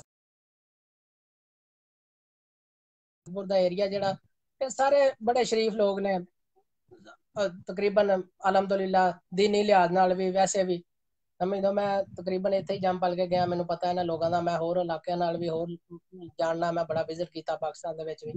ਤੇ ਸਾਡਾ ਜਿਹੜਾ ਏਰੀਆ ਬੜਾ ਪੁਰਅਮਨ ਜਿਹਾ ਏਰੀਆ, ਇਹਨਾਂ ਲੋਕਾਂ ਨੂੰ ਅਲਹਮਦੁਲਿਲਾ ਇਹਨਾਂ ਕੰਮਾਂ ਦੇ ਵਿੱਚ ਵੱਧ ਚੜ ਕੇ ਹਿੱਸਾ ਲੈਣਾ ਚਾਹੀਦਾ। ਤੇ ਇਸ ਇਲਾਕੇ ਨੂੰ ਇੱਕ ਮਾਡਲ ਬਣਾ ਦੇਣਾ ਚਾਹੀਦਾ ਕਿ ਲੋਕ ਜਿਹੜਾ ਵੀ ਕੋਈ ਸਾਡੇ ਇਲਾਕੇ ਦੇ ਵਿੱਚ ਆਵੇ, ਉਹਨਾਂ ਨੂੰ ਪਤਾ ਲੱਗੇ ਕਿ ਇੱਥੇ ਵੀ ਇਨਸਾਨ ਵਸਦੇ ਨੇ, ਇੱਥੇ ਵੀ ਇਨਸ਼ਾਅੱਲਾ ਤਾਲਾ। ਤੇ ਇਹ ਜਿਹੜੇ ਗਲਤ ਲੋਕ ਨੇ, ਇਹਨਾਂ ਲੋਕਾਂ ਦੀ ਜਿਹੜੀ ਹੈ ਇਹਨਾਂ ਦੀ ਸਪੋਰਟ ਛੱਡਣੀ ਚਾਹੀਦੀ ਹੈ। ਇਹਨਾਂ ਲੋਕਾਂ ਨੂੰ, ਹਰ ਬੰਦੇ ਨੂੰ ਗਲਤ ਨੂੰ ਗਲਤ ਕਹਿਣਾ ਚਾਹੀਦਾ। ਬਸ ਮੈਂ ਤੇ ਇਹ ਮੀਆਂ ਸਾਹਿਬ, ਇੱਕ ਦੋਸਤ ਨੇ ਨਾ ਕਮੈਂਟ ਕੀਤਾ ਹੈ, ਭਾਈ ਮੁਰੀਦਕੋ ਤੋਂ ਨੇ, ਮੁਰੀਦਕੇ ਤੋਂ ਇੱਕ ਭਾਈ ਨੇ, ਅਹਿਮਦ ਉਹਨਾਂ ਦਾ ਨਾਮ ਹੈ। ਉਹ ਕਹਿ ਰਹੇ ਨੇ ਜੀ, ਅਗਰ ਕੋਈ ਬੰਦਾ ਕੋਰੀਆ ਆਣਾ ਚਾਹਵੇ ਤੇ ਵੀਜ਼ਾ ਲੈਣ ਦਾ ਕੀ ਤਰੀਕਾ ਕਾਰ ਹੈ, ਕੋਈ ਇਸ ਬਾਰੇ ਥੋੜੀ ਜੀ ਰਹਿਨਮਾਈ ਕਰ ਦਿਓ। ਇਹ ਮਨੀਰ ਭਾਈ, ਇੱਥੇ ਹੁਣ ਸਾਰਿਆਂ ਦੇ ਸਾਹਮਣੇ ਤੇ ਨਹੀਂ ਹੁੰਦਾ, ਇਹਦੇ ਮੁਖਤਲਿਫ ਤਰੀਕੇ ਨੇ। ਸਾਡੇ ਪਾਕਿਸਤਾਨੀਆਂ ਵਾਸਤੇ ਬੜੇ ਪਾਬੰਦੀਆਂ ਨੇ, ਬਹੁਤ ਸਾਰੇ ਮਾਮਲਾਤ ਨੇ ਇੱਥੇ। ਤੇ ਸਾਨੂੰ ਇੱਥੇ ਕੋਰੀਆ ਦੇ ਵਿੱਚ ਵੀ ਬੜੀ ਸਖਤੀ ਇਹਨਾਂ ਚੀਜ਼ਾਂ ਦੀ, ਬੜਾ ਪੁੱਛ ਦੱਸ ਹੁੰਦੀ ਹੈ। ਉਹ ਬੰਦਾ ਮੇਰਾ ਲੈ ਲਵੇ ਨੰਬਰ, ਤੇ ਅਲਹਮਦੁਲਿਲਾ ਅਸੀਂ ਉਹਨੂੰ ਅੱਛਾ ਹੀ ਮਸ਼ਵਰਾ ਦੇਵਾਂਗੇ, ਕਿਉਂਕਿ ਸਾਰਾ ਪਰਸਨਲਾਈਜ਼ ਹੋ ਜਾਂਦਾ ਕੰਮ। ਚਲੋ, ਅਹਿਮਦ ਵਾਗਾ ਦੇ ਨਾਂ ਤੋਂ ਉਹਨਾਂ ਦੀ ਆਈਡੀ ਹੈ, ਔਰ ਉਹ ਕਮੈਂਟ 'ਚ ਆ ਰਹੇ ਨੇ, ਤੇ ਮੈਂ ਉਹਨਾਂ ਨੂੰ ਮੈਂ ਕਹਿ ਰਿਹਾ ਆਪਣਾ ਕਿ ਨੰਬਰ ਤੁਹਾਨੂੰ ਦੇ ਦੇਣਾ, ਮੈਂ ਇੱਥੇ ਮੈਸੇਜ ਨੰਬਰ ਕਰ ਦੇਣਾ। ਜਿਸ ਦੋਸਤ ਭਰਾ ਨੂੰ ਜਿਸ ਕਿਸਮ ਦੀ ਇਨਫੋਰਮੇਸ਼ਨ ਲੈਣੀ ਹੋਵੇ, ਉਹ ਮੇਰੇ ਨੰਬਰ ਤੇ ਡਾਇਰੈਕਟ WhatsApp ਤੇ ਮੈਨੂੰ ਕਾਲ ਕਰ ਸਕਦਾ। ਔਰ ਅਲਹਮਦੁਲਿਲਾ ਮੈਂ ਪਿਆਰ ਕਰਨ ਵਾਲਾ ਆਪਣੇ ਲੋਕਾਂ ਨਾਲ, ਆਪਣੇ ਜੀਆਂ ਨਾਲ, ਔਰ ਅਲਹਮਦੁਲਿਲਾ ਮੈਂ ਭਲਾਈ ਕਰਨ ਵਾਲਾ। ਮੇਰੇ ਵਾਸਤੇ ਜੋ ਹੋ ਸਕਦਾ ਹੋਇਆ ਮੈਂ ਹਾਜ਼ਰ ਹਾਂ। ਔਰ ਮੇਰੇ ਇਲਾਕੇ, ਅਹਲੇ ਇਲਾਕੇ ਦਾ ਕੋਈ ਬੰਦਾ ਕੋਰੀਆ ਦੇ ਵਿੱਚ ਆਵੇ, ਆ ਕੇ ਇਹ ਮੇਰਾ ਪੈਗਾਮ ਹੈ ਮੇਰੇ ਇਲਾਕੇ ਦੇ ਬੰਦਿਆਂ ਵਾਸਤੇ। ਅਲਹਮਦੁਲਿਲਾ ਮੇਰਾ ਆਪਣਾ ਇੱਥੇ ਘਰ ਹੈ, ਆਪਣਾ ਡੇਰਾ, ਆਪਣਾ ਸਾਰਾ ਕੁਝ ਹੈ। ਉਸ ਨਵੇਂ ਬੰਦੇ ਵਾਸਤੇ ਨੌਕਰੀ ਦਾ ਇੰਤਜ਼ਾਮ, ਉਸ ਨਵੇਂ ਬੰਦੇ ਵਾਸਤੇ ਅਲਹਮਦੁਲਿਲਾ ਰਹਿائش ਦਾ ਇੰਤਜ਼ਾਮ, ਉਹ ਬੇਫਿਕਰ ਹੋ ਕੇ ਆਪਣੇ ਇਸ ਭਰਾ ਨੂੰ ਕਾਲ ਕਰੇ। ਅਲਹਮਦੁਲਿਲਾ ਜਿੱਥੇ ਵੀ ਉਹ ਪਹੁੰਚੇਗਾ ਮੈਂ ਉਹਨੂੰ ਉੱਥੋਂ ਚੁੱਕ ਲਾਂਗਾ, ਉਹਨੂੰ ਰਹਿائش ਵੀ ਦੇਵਾਂਗਾ, ਉਹਨੂੰ ਮੈਂ ਅਲਹਮਦੁਲਿਲਾ ਕੰਮ ਦੇ ਵੀ ਉਹਨੂੰ ਜਿਹੜਾ ਲਵਾਵਾਂਗਾ ਜਲਦੀ ਤੋਂ ਜਲਦੀ। ਮੈਂ ਤੇ ਵੀਰੇ ਕਰ ਸਕਦਾ ਜਿੰਨੇ ਜੋ। ਔਰ ਮੈਂ ਤਹਿਸੀਲ ਸ਼ਰਕਪੁਰ ਦੇ ਲੋਕਾਂ ਨੂੰ ਇਹ ਦੱਸਣਾ ਚਾਹਾਂਗਾ ਕਿ ਮੀਆਂ ਅਮਰ ਸਾਹਿਬ ਤਹਿਸੀਲ ਸ਼ਰਕਪੁਰ ਦੀ ਉਹ ਗੁੰਮਨਾਮ ਸਿਆਸੀ ਔਰ ਸਮਾਜੀ ਸ਼ਖਸੀਅਤ ਨੇ, ਜਿਹੜੇ ਹਮੇਸ਼ਾ ਹਰ ਫਲਾਈ ਕੰਮ ਵਿੱਚ ਜਿਹੜਾ ਚੁੱਪ ਕਰਕੇ ਖਾਮੋਸ਼ੀ ਦੇ ਨਾਲ, ਕਦੀ ਕੋਈ ਪੋਸਟ ਨਹੀਂ ਲਾਉਣ ਦਿੱਤੀ, ਕਦੀ ਕੋਈ ਦੱਸਿਆ ਨਹੀਂ ਹੈ, ਹਮੇਸ਼ਾ ਗਰੀਬ, ਯਤੀਮ, ਮਸਕੀਨ, ਬੇਗਾਨ ਔਰਤਾਂ ਜਿਹੜੀਆਂ ਨੇ ਉਹਨਾਂ ਵਾਸਤੇ ਚੁੱਪ ਕਰਕੇ ਤਾਵਨ ਕਰਦੇ ਰਹਿੰਦੇ ਨੇ। ਔਰ ਹਮੇਸ਼ਾ ਇਹ ਗੱਲ ਆਖਦੇ ਨੇ ਕਿ ਸਾਡਾ ਮਕਸਦ ਲੋਕਾਂ ਨੂੰ ਵਹਾਉਣਾ ਨਹੀਂ ਹੈ, ਅਸੀਂ ਇਹ ਕੰਮ ਅੱਲਾ ਦੀ ਰਜ਼ਾ ਵਾਸਤੇ ਕਰ ਰਹੇ ਹਾਂ। ਇਸ ਵਾਸਤੇ ਇਹਨਾਂ ਕਦੀ ਵੀ ਪੋਸਟ ਨਹੀਂ ਲਾਉਣ ਦਿੱਤੀ। ਔਰ ਇਹ ਜਿਹੜਾ ਜੋ ਗੁਫ਼ਤਗੂ ਇਹਨਾਂ ਕੀਤੀ ਹੈ, ਮੈਂ ਉਹਨਾਂ ਦੀ ਗਵਾਹੀ ਦੇਣਾ ਕਿ ਸਾਰੀ ਹਕੀਕਤ ਮਬਨੀ ਹੈ। ਸਾਡੀ ਦੁਆ ਹੈ ਕਿ ਅੱਲਾਹ ਤਾਲਾ ਮੀਆਂ ਸਾਹਿਬ ਦੇ ਕਾਰੋਬਾਰ ਵਿੱਚ ਰਿਜ਼ਕ ਆਪਣੇ ਹਿਫਜ਼ੋ ਮਾਨ ਵਿੱਚ ਰੱਖੇ। ਔਰ ਅਸੀਂ ਇਹਨਾਂ ਦੇ ਸ਼ੁਕਰਗੁਜ਼ਾਰ ਹਾਂ ਕਿ ਇਹਨਾਂ ਨੇ ਆਪਣਾ ਖਸੂਸੀ ਟਾਈਮ ਦਿੱਤਾ ਔਰ ਕੋਰੀਆ ਦੇ ਹਾਲਾਤ ਦੇ ਬਾਰੇ ਜਿਹੜਾ ਉਹ ਸਾਨੂੰ ਮੁਕੰਮਲ ਤੌਰ ਤੇ ਆਗਾਹ ਕੀਤਾ ਔਰ ਦੱਸਿਆ ਕਿ ਉਸ ਕੌਮ ਨੇ ਕਿਵੇਂ ਤਰੱਕੀ ਕੀਤੀ, ਕਿਵੇਂ ਉਹਨਾਂ ਮਿਹਨਤ ਕਰਦੇ ਨੇ, ਕਿਵੇਂ ਉੱਥੇ ਦਿਆਨਤਦਾਰੀ ਹੈ, ਕਿਵੇਂ ਉਹ ਕੌਮ ਜਿਹੜੀ ਇੱਕ ਦੂਸਰੇ ਦਾ ਅਹਿਸਾਸ ਕਰਦੀ ਹੈ। ਔਰ ਇਹਨਾਂ ਚੀਜ਼ਾਂ ਨੂੰ ਲੈ ਕੇ ਜਿਹੜਾ ਉਹ ਕੌਮ ਨੇ ਤਰੱਕੀ ਕੀਤੀ। ਔਰ ਪਾਕਿਸਤਾਨ ਦਾ ਜਿਹੜਾ ਕਰਪਟ ਨਿਜ਼ਾਮ ਹੈ, ਕਰਪਸ਼ਨ ਹੈ, ਉਹ ਇੱਥੋਂ ਦੇ ਸਾਰੇ ਸਿਸਟਮ ਨੂੰ ਖਾ ਗਈ ਹੈ, ਜਿਸ ਵਜ੍ਹਾ ਤੋਂ ਗਰੀਬ ਜਿਹੜਾ ਉਹ ਪਿਸਦਾ ਜਾ ਰਿਹਾ ਹੈ ਔਰ ਗਰੀਬ ਤਰ ਹੁੰਦਾ ਜਾ ਰਿਹਾ, ਔਰ ਜਿਹੜਾ ਅਮੀਰ ਹੈ ਉਹ ਅਮੀਰ ਤਰ ਹੁੰਦਾ ਜਾ ਰਿਹਾ ਹੈ। ਔਰ ਅਸੀਂ ਸਾਰੇ ਦੋਸਤਾਂ ਕੇ ਗੁਜ਼ਾਰਿਸ਼ ਕਰਾਂਗੇ ਕਿ ਅਗਰ ਕੋਈ ਬੰਦਾ ਮਜ਼ੀਦ ਮੀਆਂ ਸਾਹਿਬ ਤੋਂ ਕੋਈ ਸਵਾਲ ਕਰਨਾ ਚਾਹੁੰਦਾ ਹੈ ਤੇ ਉਹ ਕਮੈਂਟ ਕਰੇ। ਮੀਆਂ ਸਾਹਿਬ ਸਾਡੇ ਨਾਲ ਲਾਈਵ ਨੇ, ਉਹ ਜਵਾਬ ਦੇ ਦੇਣਗੇ। ਇੱਕ ਹੋਰ ਮਲਕ ਸਾਹਿਬ ਮੈਂ ਥੋੜਾ ਜਿਹਾ, ਕਿਉਂਕਿ ਅਲਹਮਦੁਲਿਲਾ ਚਲੋ ਮੈਂ ਇਸ ਤੁਹਾਡੇ ਵਸੀਲੇ ਨਾਲ ਜਿਹੜਾ ਆਪਣੇ ਦੋਸਤਾਂ ਨਾਲ ਕਿ ਆਪਣੇ ਅਹਲੇ ਇਲਾਕਾ ਨਾਲ ਜਿਹੜਾ ਪੈਗਾਮ ਦੇਣਾ। ਮੇਰਾ ਵੀਰ ਕੋਰੀਆ ਬਹੁਤ ਅੱਛਾ ਮੁਲਕ ਹੈ, ਪੁਰਸਕੂਨ ਮੁਲਕ ਹੈ। ਇੱਥੇ ਕੋਈ ਕ੍ਰਾਈਮ ਨਹੀਂ, ਕੋਈ ਮਾਰ ਧਾੜ ਨਹੀਂ, ਕੋਈ ਕਿਸੇ ਕਿਸਮ ਦਾ ਜਿਹੜਾ ਇੱਥੇ ਕੋਈ ਕਿਸੇ ਕਿਸਮ ਦਾ ਇੱਥੇ ਵੀਰ ਜਿਹੜਾ ਨਾ ਬੰਦਾ ਮਤਲਬ ਕਿ ਟੈਨਸ਼ਨ ਫਰੀ ਹੈ ਇੱਥੇ। ਲੇਕਿਨ ਅਗਰ ਤੁਸੀਂ ਮਿਹਨਤੀ ਹੋ, ਅਗਰ ਤੁਸੀਂ ਆਪਣਾ ਕੰਮ ਮਿਹਨਤ ਨਾਲ ਕਰ ਸਕਦੇ ਹੋ, 12 ਘੰਟੇ ਕੰਮ ਕਰ ਸਕਦੇ ਹੋ, ਤੇ ਇਹੋ ਜਿਹਾ ਮੁਲਕ ਇਸ ਵਕਤ ਮੇਰਾ ਖਿਆਲ ਨਹੀਂ ਵੀ ਕਿਧਰੇ ਹੋਰ ਹੋਵੇ। ਕਿਉਂਕਿ ਮੈਂ ਬੜਾ ਵਿਜ਼ਿਟ ਕੀਤਾ, ਬੜੀ ਦੁਨੀਆ ਫਿਰਿਆ ਮੈਂ ਵੀ। ਜ਼ਾਹਿਰ ਹੈ ਬੰਦਾ ਰੋਜ਼ਗਾਰ ਦੇ ਸਿਲਸਿਲੇ 'ਚ, ਔਰ ਅਲਹਮਦੁਲਿਲਾ ਯਾਰ ਦੋਸਤ ਵੀ ਤਕਰੀਬਨ ਦੁਨੀਆ ਦੇ ਹਰ ਮੁਲਕ ਦੇ ਵਿੱਚ ਹੀ ਹਨ, ਤੇ ਹਰ ਥਾਂ ਦੇ ਹਾਲਾਤ ਦਾ ਪਤਾ ਲੱਗਦਾ ਰਹਿੰਦਾ, ਤੇ ਹਰ ਥਾਂ ਦੀ ਜਿਹੜੀ ਖਬਰ ਹੁੰਦੀ ਹੈ ਸਾਡੇ ਕੋਲ। ਪੈਸੇ ਵੀ ਬੰਦਾ ਮਕੂਲ ਕੋਈ 3, 4, 5 ਲੱਖ ਰੁਪਏ ਤੱਕ ਕੋਰੀਆ ਦੀ ਕਰੰਸੀ ਨੂੰ ਕੀ ਆਖਦੇ ਨੇ? ਕੋਰੀਆ ਦੀ ਕਰੰਸੀ ਨੂੰ ਕੀ ਆਖਦੇ ਨੇ? ਵੌਨ ਆ, ਮੈਂ ਤੁਹਾਨੂੰ ਵਿਖਾ ਦੇਣਾ ਜੀ, ਇਹ ਕਰੰਸੀ ਇਹਨਾਂ ਦੀ ਵਿਖਾਓ ਜੀ, ਵਿਖਾਓ। ਪਈ ਹੋਣੀ ਹੈ ਜੀ, ਹੈਲੋ ਜੀ।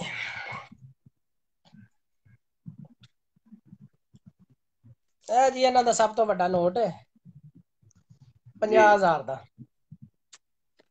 ਜੀ। ਹੈਲੋ ਜੀ, ਇਹ ਇਹਨਾਂ ਦਾ 50,000 ਦਾ ਨੋਟ ਹੈ। ਤਕਰੀਬਨ ਸਮਝ ਲਓ ਕਿ ਇਹ ਪਾਕਿਸਤਾਨੀ 8,000 ਰੁਪਇਆ ਜੀ। 8 ਤੋਂ 9 ਮੀਆਂ ਸਾਹਿਬ ਉਹਨਾਂ ਦਾ 50,000 ਸਾਡੇ ਇੱਥੇ ਆ ਕੇ 8,000 ਬਣਦਾ ਹੈ, ਤੇ ਕੋਰੀਆ ਪਾਕਿਸਤਾਨ ਨਾਲੋਂ ਜ਼ਿਆਦਾ ਪੈਸੇ ਕਿਵੇਂ ਕਮਾਉਣਗੇ? ਇਹਦਾ ਵੀ ਥੋੜਾ ਜਿਹਾ ਦੱਸ ਦਿਓ। ਇਹਨਾਂ ਦਾ 10,000 ਦਾ ਜੀ। ਜੀ ਇਹ ਵੀ ਦੱਸਣਾ ਜੀ ਤੁਹਾਨੂੰ। ਇਹਨਾਂ ਦਾ 10,000। ਇਹ ਤਸਵੀਰ ਉੱਤੇ ਮੀਆਂ ਸਾਹਿਬ ਕਹਿੰਦੀ ਹੈ, ਨੋਟਾਂ ਦੀ ਤਸਵੀਰ ਕਹਿੰਦੀ ਹੈ, ਇਹਨਾਂ ਦਾ ਕੋਈ ਬਾਦਸ਼ਾਹ ਹੈ? ਹਾਂਜੀ, ਇਹਨਾਂ ਦੇ ਕੋਈ ਪੁਰਾਣੇ ਜਿਹੜੇ ਕੋਈ ਹੈ ਕੋਈ ਪੁਰਾਣੇ ਇਹਨਾਂ ਦੇ। ਇਹਨਾਂ ਦਾ ਜੀ 1000 ਦਾ ਜੀ। ਇਹ ਹੀ 3 ਨੋਟ ਜ਼ਿਆਦਾ ਚੱਲਦੇ ਨੇ, 10,000 ਦਾ, 1000 ਦਾ ਤੇ 50,000 ਦਾ। ਤੇ ਤੁਹਾਨੂੰ ਮੈਂ ਦੱਸਣਾ ਜੀ, ਇੱਥੇ ਤਨਖਾਹਾਂ ਸੈਲਰੀਆਂ ਜਿਹੜੀਆਂ ਨੇ ਜੀ, ਉਹ ਇਸੇ ਹਿਸਾਬ ਨਾਲ ਨੇ। ਇਹ ਸਾਨੂੰ ਹੁਣ ਸਮਝ ਲਓ ਕਿ 1 ਘੰਟੇ ਦਾ ਜਿਹੜਾ ਗਵਰਨਮੈਂਟ ਦਾ ਰੇਟ ਹੈ ਨਾ ਜੀ, 1 ਘੰਟਾ ਕੰਮ ਕਰਨ ਦਾ ਇੱਥੇ ਲੇਬਰ ਦਾ ਜਿਹੜਾ ਲਾ ਹੈ, ਇੱਥੇ ਪੈਸੇ ਇਹ ਨਹੀਂ ਕਿ ਮਰਜ਼ੀ ਨਾਲ ਨਹੀਂ ਕੋਈ ਦੇ ਸਕਦਾ। ਇੱਥੇ ਬਕਾਇਦਾ ਲੇਬਰ ਡਿਪਾਰਟਮੈਂਟ ਹੈ, ਉਹ ਲੇਬਰ ਡਿਪਾਰਟਮੈਂਟ ਦੇ ਹਿਸਾਬ ਨਾਲ ਜਿਹੜਾ ਗਵਰਨਮੈਂਟ ਅਨਾਉਂਸ ਕਰਦੀ ਹੈ ਹਰ ਸਾਲ ਪੈਸੇ, ਉਹੀ ਤੁਹਾਨੂੰ ਫੈਕਟਰੀਆਂ ਨੇ ਉਹੀ ਜਿਹੜਾ ਤੁਹਾਨੂੰ ਮਿਲਣਾ। ਤੇ ਉਹ ਘੰਟਿਆਂ ਦੇ ਹਿਸਾਬ ਨਾਲ ਅਨਾਉਂਸ ਕਰਦੀ ਹੈ। ਤਕਰੀਬਨ 12 ਤੋਂ 13,000 ਰੁਪਇਆ ਜਿਹੜਾ ਪਰ ਘੰਟਾ ਸਾਡਾ ਨਾ ਜੀ ਇੱਥੇ। ਜੀ ਜੀ 12 ਤੋਂ 13,000, 12 ਤੋਂ 13,000 ਪਾਕਿਸਤਾਨੀ ਸਮਝ ਲਓ ਇਸ ਵੇਲੇ 7,000 ਸਮਥਿੰਗ ਦਾ ਜਿਹੜਾ ਨਾ ਸਾਡਾ 1000 ਬਣਦਾ ਪਿਆ। ਤੇ ਤਕਰੀਬਨ ਸਮਝ ਲਓ ਕਿ ਪਾਕਿਸਤਾਨ 1800 ਰੁਪਇਆ ਅਸੀਂ ਘੰਟੇ ਦੇ ਵਿੱਚ ਇੱਥੇ ਪਰ ਘੰਟਾ 1800 ਰੁਪਇਆ ਲੈ ਰਹੇ। ਠੀਕ ਹੋ ਗਿਆ। ਹਾਂਜੀ ਮਾਸ਼ਾਅੱਲਾ ਜੀ। ਇਸੇ ਤੋਂ ਤਾਂ ਮੈਂ ਆਪਣੇ ਦੋਸਤਾਂ ਨੂੰ ਇਹ ਗੱਲ ਕਹਿਣਾ ਕਿ ਭਾਈਜਾਨ ਜਿਹਨੇ ਕੋਰੀਆ ਆਣਾ ਹੋਵੇ ਲੇਕਿਨ ਆਵੇ ਥੋੜਾ ਜਿਹਾ ਲੀਗਲ ਤਰੀਕੇ ਨਾਲ 2 ਨੰਬਰ ਏਜੰਟਾਂ ਦੇ ਜਾਂ ਮਾਮਲਾਤ ਉਹਨਾਂ ਦੇ ਵਿੱਚ ਨਾ ਪਵੇ, ਕਿਉਂਕਿ ਇੱਥੇ ਬੜੀ ਸਖਤੀ ਹੋਈ ਹੈ। ਇੱਥੇ ਬੜੇ ਮਾਮਲਾਤ ਖਰਾਬ ਨੇ, ਜਿਹੜੇ ਬੰਦੇ 2 ਨੰਬਰ ਗਰੰਟੀਆਂ ਤੇ 2 ਨੰਬਰ ਵੀਜ਼ੇ ਲਵਾ ਕੇ ਇੱਥੇ ਆਉਂਦੇ ਨੇ, ਆਉਂਦੇ ਹੀ ਚੰਦ ਦਿਨਾਂ ਬਾਅਦ ਫੜੇ ਜਾਂਦੇ ਨੇ। ਉਹ ਫਿਰ ਵਿਚਾਰਿਆਂ ਦਾ ਬੜਾ ਨੁਕਸਾਨ ਹੁੰਦਾ, 15 18 ਲੱਖ ਲਾ ਕੇ ਆਏ ਹੁੰਦੇ ਨੇ, ਤੇ ਉਹ ਫਿਰ ਬਾਅਦ ਦੇ ਮੀਆਂ ਜੀ ਵਿੱਚ ਜਿਹੜਾ ਇੱਥੇ ਆਉਂਦੇ ਜਿਹੜਾ ਨੇ ਕਿ ਬੰਦਾ ਪੱਕਾ ਹੋ ਗਿਆ ਹੈ, ਉਹ ਪੱਕਾ ਹੋਣ ਦਾ ਮਤਲਬ ਉਹ ਕੀ ਤਰੀਕਾਕਾਰ ਹੁੰਦਾ ਹੈ, ਔਰ ਉਹਦਾ ਕੀ ਪ੍ਰੋਸੀਜਰ ਹੈ, ਔਰ ਕਿਵੇਂ ਕਰਕੇ ਪਾਕਿਸਤਾਨੀ ਲੋਕ ਜਿਹੜੇ ਨੇ ਹੋ ਸਕਦੇ ਨੇ? ਮੇਨ ਜਿਹੜੀ ਚੀਜ਼ ਹੈ ਨਾ ਜੀ ਭਾਈ ਮਨੀਰ, ਮੈਂ ਅਸਲ ਵਿੱਚ ਗੱਲਾਂ ਬਹੁਤ ਜ਼ਿਆਦਾ ਹੋਰ ਪਾਸੇ ਟੁਰ ਪੈਂਦੀਆਂ ਨੇ, ਅਸੀਂ ਉਹ ਰਫਾਈ ਕੰਮਾਂ ਦੇ ਵਿੱਚ ਜਿਹੜਾ ਨਾ ਟੁਰ ਪਿਆ ਉਧਰ। ਮੈਂ ਨਾ ਆਪਣੇ ਇਲਾਕੇ ਨੂੰ ਇਹ ਦੱਸਣਾ ਚਾਹੁੰਦਾ ਕਿ ਮੈਂ ਜਿਸਲੇ ਕੋਰੀਆ ਆਉਣ ਤੋਂ ਪਹਿਲੇ ਮੈਨੂੰ ਕੋਰੀਆ ਦੇ ਬਾਰੇ ਇਨਫੋਰਮੇਸ਼ਨ ਨਹੀਂ ਸੀ। ਮੈਨੂੰ ਇੰਨਾ ਪਤਾ ਸੀ ਕਿ ਲੋਕ ਉੱਥੇ ਜਾਂਦੇ ਨੇ, ਪੈਸੇ ਅੱਛੇ ਨੇ, ਪੈਸੇ ਉੱਥੇ ਮਕਬੂਲ ਬਣਦੇ ਨੇ, ਬੰਦੇ ਪੈਸੇ ਕਮਾਉਂਦੇ ਨੇ ਚੰਗੇ ਪੈਸੇ। ਤੁਹਾਨੂੰ ਮੈਂ ਦੱਸ ਹੀ ਦਿੱਤਾ, ਇੱਥੇ 1 ਘੰਟਾ ਕੰਮ ਕਰੋ ਤੇ ਇੰਨੇ ਕੁ ਬਣ ਜਾਂਦੇ ਨੇ। ਅਗਰ ਤੁਸੀਂ ਅੱਗੋਂ ਹਿਸਾਬ ਲਾ ਲਓਗੇ, ਅਗਰ 12 ਘੰਟੇ ਤੁਸੀਂ ਕੰਮ ਕਰਦੇ ਹੋ ਤੇ ਕਿੰਨੇ ਕੁ ਬਣਦੇ ਹੋਣ? ਅਗਰ ਰੁਪਈਆ 20,000 ਤੁਸੀਂ 15 16,000 ਰੁਪਇਆ ਕਮ ਸੇ ਕਮ ਬਣ ਜਾਂਦਾ। 20,000 ਰੁਪਈਆ ਜੀ ਆਰਾਮ ਨਾਲ 20,000 ਰੁਪਇਆ ਇੱਕ ਦਿਨ ਦਾ ਬਣ ਜਾਂਦਾ ਜੀ। ਹਾਂਜੀ, ਖਰਚਾ ਇੱਥੇ ਕੋਈ ਨਹੀਂ ਹੁੰਦਾ, ਰਹਿائش ਮਾਲਕ ਨੇ ਦੇਣੀ ਹੁੰਦੀ ਹੈ, ਤੁਹਾਨੂੰ ਖਾਣਾ ਮਾਲਕ ਨੇ ਦੇਣਾ ਹੁੰਦਾ। ਬਾਕੀ ਤੁਸੀਂ ਅਗਰ ਕੋਈ ਆਪਣੇ ਬੱਚਿਆਂ ਨਾਲ ਕਰੋ ਖਰਚੇ ਆਪਣੇ ਜ਼ਾਤੀ, ਬਾਹਰ ਅਵਾਰਾ ਕਰਦੀਆਂ ਤੇ ਫਿਰ ਮੁੰਡੇ ਆ ਕੇ ਲੱਗ ਜਾਂਦੇ ਨੇ, ਉਹ ਨਾ ਕਰਨ ਤੇ ਚੌਧਰੀ ਸਾਰੇ ਹੀ ਬਚਦੇ ਨੇ, ਸਾਰਾ ਕੁਝ ਹੀ ਹੁੰਦਾ। ਤੇ ਜਿਹੜੇ ਗਲਤ ਨੇ ਉਹ ਕਹਿੰਦੇ ਲਾਹੌਰ ਵੀ ਗਲਤ ਤੇ ਉਹ ਫਿਰ ਮੱਕੇ ਵੀ ਗਲਤ, ਉਹਨਾਂ ਨੇ ਤਾਂ ਗਲਤ ਹੀ ਰਹਿਣਾ। ਉਹਨਾਂ ਨੇ ਤੇ ਉਹਨਾਂ ਨਾਲ ਤੇ ਨਹੀਂ ਨਾ ਕੋਈ ਚੀਜ਼ ਰਲ ਸਕਦੀ। ਬਾਕੀ ਇਹ ਹੈ ਕਿ ਜਿਹੜੇ ਮਿਹਨਤ ਕਰਨ ਵਾਲੇ ਨੇ, ਜਿਹੜੇ ਆਪਣੇ ਆਪ ਨੂੰ ਆਪਣੇ ਪਿੱਛੇ ਜ਼ਿੰਮੇਦਾਰੀਆਂ ਲੈ ਕੇ ਆਉਂਦੇ ਨੇ, ਉਹ ਬੰਦੇ ਠੀਕ ਮਾਕੂਲ ਪੈਸੇ ਕਮਾ ਵੀ ਲੈਂਦੇ ਨੇ, ਬਚਾ ਵੀ ਲੈਂਦੇ।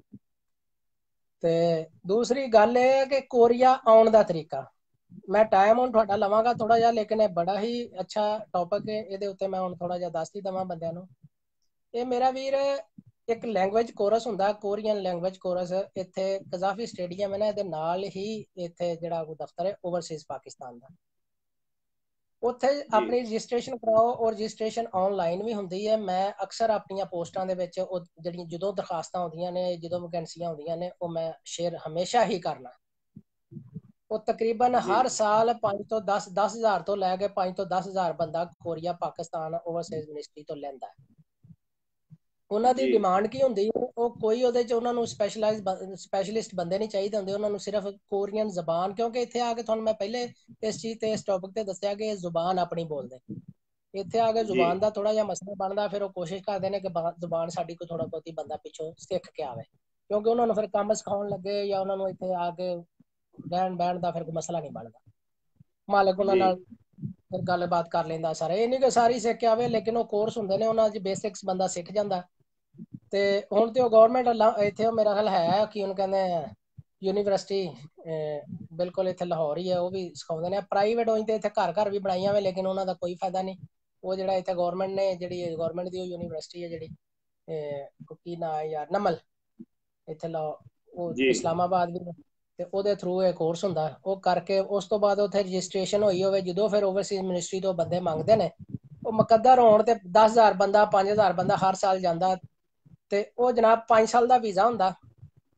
5 ਸਾਲ ਦਾ ਵੀਜ਼ਾ ਤੁਸੀਂ ਲੈ ਕੇ ਵਰਕ ਪਰਮਿਟ ਹੋ, ਤੁਸੀਂ ਇੱਥੇ ਆ ਜਾਣਾ। ਔਰ ਤੁਸੀਂ ਉਹਦੇ ਵਿੱਚ ਆ ਕੇ ਅਗਰ ਕੰਮ ਨਹੀਂ ਪਸੰਦ ਆਉਂਦਾ, ਕੰਮ ਚੇਂਜ ਵੀ ਕਰ ਲੈਂਦੇ ਹੋ, ਲੇਕਿਨ ਉਹ ਵੀਜ਼ੇ ਦੇ ਉੱਤੇ ਤੁਸੀਂ ਸਿਕਿਉਰ ਹੋ। ਉਹਦੇ ਉੱਤੇ ਜੋ ਕੋਰੀਅਨ ਲੇਬਰ ਨੂੰ ਇੱਥੇ ਮਿਲਦਾ ਉਹੀ ਤੁਹਾਨੂੰ ਮਿਲਣਾ। ਔਰ ਉਹ ਬੰਦੇ ਸਾਡੇ ਨਾਲੋਂ ਵੀ ਜ਼ਿਆਦਾ ਪੈਸੇ ਕਮਾਉਂਦੇ ਨੇ, ਔਰ ਉਹ ਵੀਜ਼ਾ ਥੋੜਾ ਜਿਹਾ ਹੈਵੀ ਹੁੰਦਾ ਔਰ ਸਿਕਿਉਰ ਹੁੰਦਾ। ਉਹਦੇ ਤੁਹਾਡੀ ਰਿਕੁਆਇਰਮੈਂਟ ਕੀ ਹੈ ਕਿ ਤੁਹਾਨੂੰ ਸਿਰਫ ਉਹ ਕੋਰਸ ਕਰਨਾ ਪੈਂਦਾ। ਤੇ ਮੈਂ ਆਪਣੇ ਬੱਚਿਆਂ ਨੂੰ, ਆਪਣੇ ਦੋਸਤਾਂ ਨੂੰ, ਜਾਂ ਜਿਹੜੇ ਲੋਕ ਮੇਰੀ ਆਵਾਜ਼ ਸੁਣਦੇ ਪਏ ਉਹਨਾਂ ਨੂੰ ਕਹਾਂਗਾ ਕਿ ਬਜਾਏ ਪੈਸੇ ਮਾਂ ਪਿਓ ਦੇ ਕੋਈ ਜਗ੍ਹਾ ਵੇਚਦਾ, ਕੋਈ ਜ਼ਮੀਨ ਦਾ ਕਿੱਲਾ ਵੇਚਦਾ, ਕੋਈ ਕੁਝ ਵੇਚਦਾ, ਉਹ ਕਰਾਉਣ ਦੇ ਪੁੱਤਰੋ ਥੋੜੀ ਜਿਹੀ ਮਿਹਨਤ ਕਰ ਲਓ, ਕੋਰਸ ਕਰੋ ਤੇ ਉੱਥੇ ਰਜਿਸਟ੍ਰੇਸ਼ਨ ਕਰਾਓ। ਅੱਲਾ ਨੇ ਤੁਹਾਡੀ ਸੁਣ ਲਈ ਤੇ ਪੁੱਤਰ ਤੁਹਾਡੀ ਸਾਰੀ ਜ਼ਿੰਦਗੀ ਦੀਆਂ ਰੋਟੀਆਂ ਸਮਝਦੇ ਹੋ। ਤੇ ਤੁਸੀਂ ਇੱਥੇ ਆ ਕੇ ਨਵਾਬਾ ਤਰ੍ਹਾਂ ਗਲਵਾਂ ਖੁੱਲਾ ਫਿਰ ਕੇ ਵੀਜ਼ਾ ਤੁਹਾਡੇ ਹੱਥ 'ਚ 5 ਸਾਲ ਦਾ ਤੁਸੀਂ ਲੈ ਕੇ ਆਪਣੀ ਮਰਜ਼ੀ ਨਾਲ ਕੰਮ ਕਰੋ। ਔਰ ਉਹ 5 ਸਾਲ ਤੋਂ ਬਾਅਦ ਫਿਰ ਉਹ ਰੀਨਿਊ ਹੁੰਦਾ ਰਹਿੰਦਾ। ਮੁੰਡੇ ਇੱਥੇ ਉਹਨੇ ਇਹਨਾਂ ਨੇ 3 ਵੀਜ਼ੇ 15 ਸਾਲ ਇੱਥੇ ਹੋ ਗਏ ਨੇ, ਤੇ 15 ਸਾਲ ਕੋਰੀਆ 'ਚ ਲੱਗੇ ਹੋਣ, 3 ਨਸਲਾਂ ਸਬਰ ਜਾਂਦੀਆਂ ਨੇ। ਮੀਆਂ ਸਾਹਿਬ, ਇਹ ਜਿਹੜਾ ਅੰਬੈਸੀ ਦੇ ਜ਼ਰੀਏ ਵੀਜ਼ਾ ਹੁੰਦਾ ਹੈ, ਇੱਕ ਦੋਸਤ ਪੁੱਛ ਰਿਹਾ ਕਿ ਇਹਦੇ ਮਤਲਬ ਕਿੰਨੇ ਕੁ ਦਾ ਇਹ ਵੀਜ਼ਾ ਹੁੰਦਾ ਹੈ ਤੇ ਕਿੰਨਾ ਕੁ ਇਹਦੇ ਖਰਚਾ ਹੁੰਦਾ? ਕੋਈ ਖਰਚਾ ਨਹੀਂ, ਕੋਈ ਖਰਚਾ ਨਹੀਂ ਹੁੰਦਾ ਇਹਦੇ 'ਚ। ਖਰਚਾ ਇਹ ਹੈ ਜਿਹੜਾ ਤੁਸੀਂ ਉਹ ਕੋਰਸ ਕਰਨਾ, ਬਸ ਉਹ ਜਿਹੜਾ ਤੁਸੀਂ ਜ਼ਬਾਨ ਸਿੱਖ ਲੈਣੀ। ਤੇ ਜਿਹੜੀ ਟਿਕਟ ਹੈ ਉਹਦਾ ਕੀ ਸੂਰਤ ਹਾਲ ਹੁੰਦੀ? ਉਹ ਸਾਰਾ ਕੰਪਨੀਆਂ ਮਾਲਕ ਪੇ ਕਰਦੀਆਂ ਨੇ। ਟਿਕਟ ਮੇਰਾ ਖਿਆਲ ਹੈ ਆਪਣੀ ਲੈਣੀ ਪੈਂਦੀ ਹੈ, ਲੇਕਿਨ ਉਹ ਟਿਕਟ ਦੇ ਪੈਸੇ ਇੱਥੇ ਆ ਕੇ ਜਦੋਂ ਤੁਸੀਂ ਉਸ ਮਾਲਕ ਕੋਲ ਕੰਮ ਕਰਦੇ ਹੋ, ਉਸ ਮਾਲਕ ਦੇ ਕੋਲ ਤੁਸੀਂ 5 ਸਾਲ ਜਿਹੜਾ ਤੁਹਾਨੂੰ 5 ਸਾਲ ਦਾ ਵੀਜ਼ਾ ਦਿੰਦਾ ਉਹਦੇ ਨਾਲ ਚੱਲਦੇ ਹੋ। ਉਹ ਫਿਰ ਬਾਅਦ ਦੇ ਵਿੱਚ ਤੁਹਾਡੀ ਇੰਸ਼ੋਰੈਂਸ ਹੁੰਦੀ ਹੈ, ਉਹ ਇੱਕ ਅਦਾਰਾ ਇਹਨਾਂ ਦਾ, ਉਹ ਤੁਹਾਨੂੰ ਵਾਪਸ ਕਰਦਾ ਵਾਪਸੀ ਦੇ ਉੱਤੇ। ਉਹ ਸਮਝ ਲਓ ਕਿ ਉਹ ਵੀ ਉਹਨਾਂ ਦੀ ਹੋਈ ਹੈ। ਉਹ ਤੁਸੀਂ ਇੱਕ ਵਾਰੀ ਦੇਣੇ ਜ਼ਰੂਰ ਨੇ ਉੱਥੇ, ਲੇਕਿਨ ਉਹ ਇੱਥੇ ਜਦੋਂ ਤੁਸੀਂ ਵਾਪਸ ਫਿਰ ਹੋਣਾ ਉਹ ਤੁਹਾਨੂੰ ਮਿਲ ਜਾਂਦੇ ਨੇ ਸਾਰਾ ਕੁਝ। ਤੇ ਮੀਆਂ ਸਾਹਿਬ ਇਹਦੇ ਚ ਕੋਈ ਕੋਰੀਆ ਦੇ ਬੰਦੇ ਜਿਹੜੇ ਨੇ ਉਹ ਬੰਦੇ ਦਾ ਟੈਸਟ ਲੈਂਦੇ ਨੇ ਜਾਂ ਪਾਕਿਸਤਾਨੀ ਮਤਲਬ ਬੰਦੇ ਇਹ ਸਿਲੈਕਟ ਕਰਦੇ ਨੇ? ਪਾਕਿਸਤਾਨੀ ਹੀ ਉੱਥੇ ਹੁੰਦਾ, ਉਹਦੇ ਹੁੰਦਾ ਟੈਸਟ ਹੁੰਦਾ। ਉਸ ਟੈਸਟ ਦੇ ਵਿੱਚ ਫਿਰ ਉਹਨਾਂ ਦੇ ਹੁੰਦਾ ਮੈਰਿਟ ਹੁੰਦਾ, ਉਸ ਮੈਰਿਟ ਦੇ ਵਿੱਚ ਤੁਸੀਂ ਉਹ ਮੈਰਿਟ ਅਬੂਰ ਕਰਨਾ ਹੁੰਦਾ। ਤੇ ਉਹ ਜਦੋਂ ਲਿਸਟ ਲੱਗਦੀ ਹੈ ਨਾ, ਉੱਥੇ ਕੋਈ ਸਿਫਾਰਿਸ਼ ਸਾਡੇ, ਫਿਰ ਅਸੀਂ ਬੜਾ ਨਾ ਹਰ ਚੀਜ਼ ਦੀ ਹਰ ਕੰਮ ਦੇ ਵਿੱਚ ਈਜ਼ੀ ਲੱਭਣ। ਅਸੀਂ ਉੱਥੇ ਸਕੂਲ 'ਚ ਸਾਡੇ ਮੁੰਡੇ, ਮੇਰੇ ਕੋਲ ਹੁਣ ਸਾਰੀ ਖਬਰਾਂ ਸਾਡੇ ਕੋਲ ਆਉਂਦੀਆਂ। ਸਾਡੇ ਮੁੰਡੇ ਉੱਥੇ ਯੂਨੀਵਰਸਿਟੀਆਂ ਜਾਂਦੇ ਨੇ, ਉੱਥੇ ਜਾ ਕੇ ਪੜ੍ਹਨਾ ਨਹੀਂ, ਉੱਥੇ ਬੰਦੇ ਹੁੰਦੇ ਨੇ ਜਾਲਸਾਜ਼ ਦੇ ਬੰਦੇ ਹੁੰਦੇ ਨੇ ਠੱਗ ਕਿਸਮ ਦੇ, ਉਹ ਉੱਥੇ ਉਹਨਾਂ ਮੁੰਡਿਆਂ ਨੂੰ ਜਿਹੜਾ ਵਰਗਲਾ ਲੈਂਦੇ ਨੇ, ਉਹ ਤੂੰ ਦਹੀਂ ਇੰਨੇ ਪੈਸੇ ਕਰਵਾ ਲਾਂਗੇ, ਇਹ ਉਹ ਕੁਛ ਨਹੀਂ ਹੁੰਦਾ ਇਹਨਾਂ ਕੰਮਾਂ ਦੇ ਵਿੱਚ, ਕਿਸੇ ਦੀ ਸਿਫਾਰਿਸ਼ ਨਹੀਂ। ਅਗਰ ਤੁਹਾਡਾ ਮੈਰਿਟ ਹੈ ਤੇ ਤੁਹਾਡਾ ਅੱਲਾ ਚ ਨਾਮ ਵੀ ਆ ਜਾਂਦਾ। ਬੜੀ ਦੁਨੀਆ ਇੱਥੇ ਆਉਣ ਡਈ ਹੈ, ਬੜੇ ਲੋਕ ਆ ਕੇ ਇੱਥੇ ਕੰਮ ਕਰਨ ਡਏ ਨੇ। ਉੱਥੇ ਬਿਲਕੁਲ ਐਵੇਂ ਦੇ ਕਿਸੇ ਝਾਂਸੇ ਨਾ ਆਓ, ਕਿਸੇ ਦੇ ਮਗਰ ਨਾ ਲੱਗੋ। ਕੋਈ ਇਹਨਾਂ ਕੰਮਾਂ ਦੇ ਵਿੱਚ ਏਜੰਟ ਮਾਫੀਆ, ਕੋਈ ਟੋਟ ਮਾਫੀਆ ਨਹੀਂ ਚੱਲਦਾ। ਸਿਰਫ ਤੁਸੀਂ ਨੁਕਸਾਨ ਕਰਨਾ ਔਰ ਤੁਸੀਂ ਆਪਣੀ ਪੜ੍ਹਾਈ ਤੋਂ ਵੀ ਤਵੱਜਾ ਹਟਾਉਣੀ ਹੈ। ਸਭ ਤੋਂ ਬਿਹਤਰੀਨ ਹੱਲ ਇਹ ਹੀ ਹੈ ਮੇਰਾ ਵੀਰ, ਉੱਥੇ ਕੋਰਸ ਕਰੋ, ਆਪਣੀ ਰਜਿਸਟ੍ਰੇਸ਼ਨ ਕਰਵਾ ਦਿਓ। ਮੈਂ ਅਕਸਰ ਜਦੋਂ ਵੀ ਵੈਕੈਂਸੀਆਂ ਆਉਂਦੀਆਂ, ਸਭ ਤੋਂ ਪਹਿਲੇ ਮੇਰੀ ਪੋਸਟ ਦੇ ਉੱਤੇ ਹੀ ਅਲਹਮਦੁਲਿਲਾ ਜਿਹੜੀ ਹੈ ਨਾ ਇੱਥੋਂ ਤੁਹਾਨੂੰ ਮਿਲ ਜਾਏਗੀ ਦਰਖਾਸਤ ਆਨਲਾਈਨ। ਉੱਥੇ ਕਿਤੇ ਜਾਣ ਦੀ ਵੀ ਨਹੀਂ ਲੋੜ, ਆਨਲਾਈਨ ਰਜਿਸਟ੍ਰੇਸ਼ਨ ਹੋ ਜਾਂਦੀ ਹੈ। ਤੁਹਾਡਾ ਨੰਬਰ ਲਿਸਟ 'ਚ ਆ ਗਿਆ, ਤੁਹਾਡੀ ਨਸਲ ਸੰਵਰ ਗਈ। ਫਿਰ ਉਹਦੇ ਵਿੱਚ ਹੁਣ ਇਹਨਾਂ ਨੇ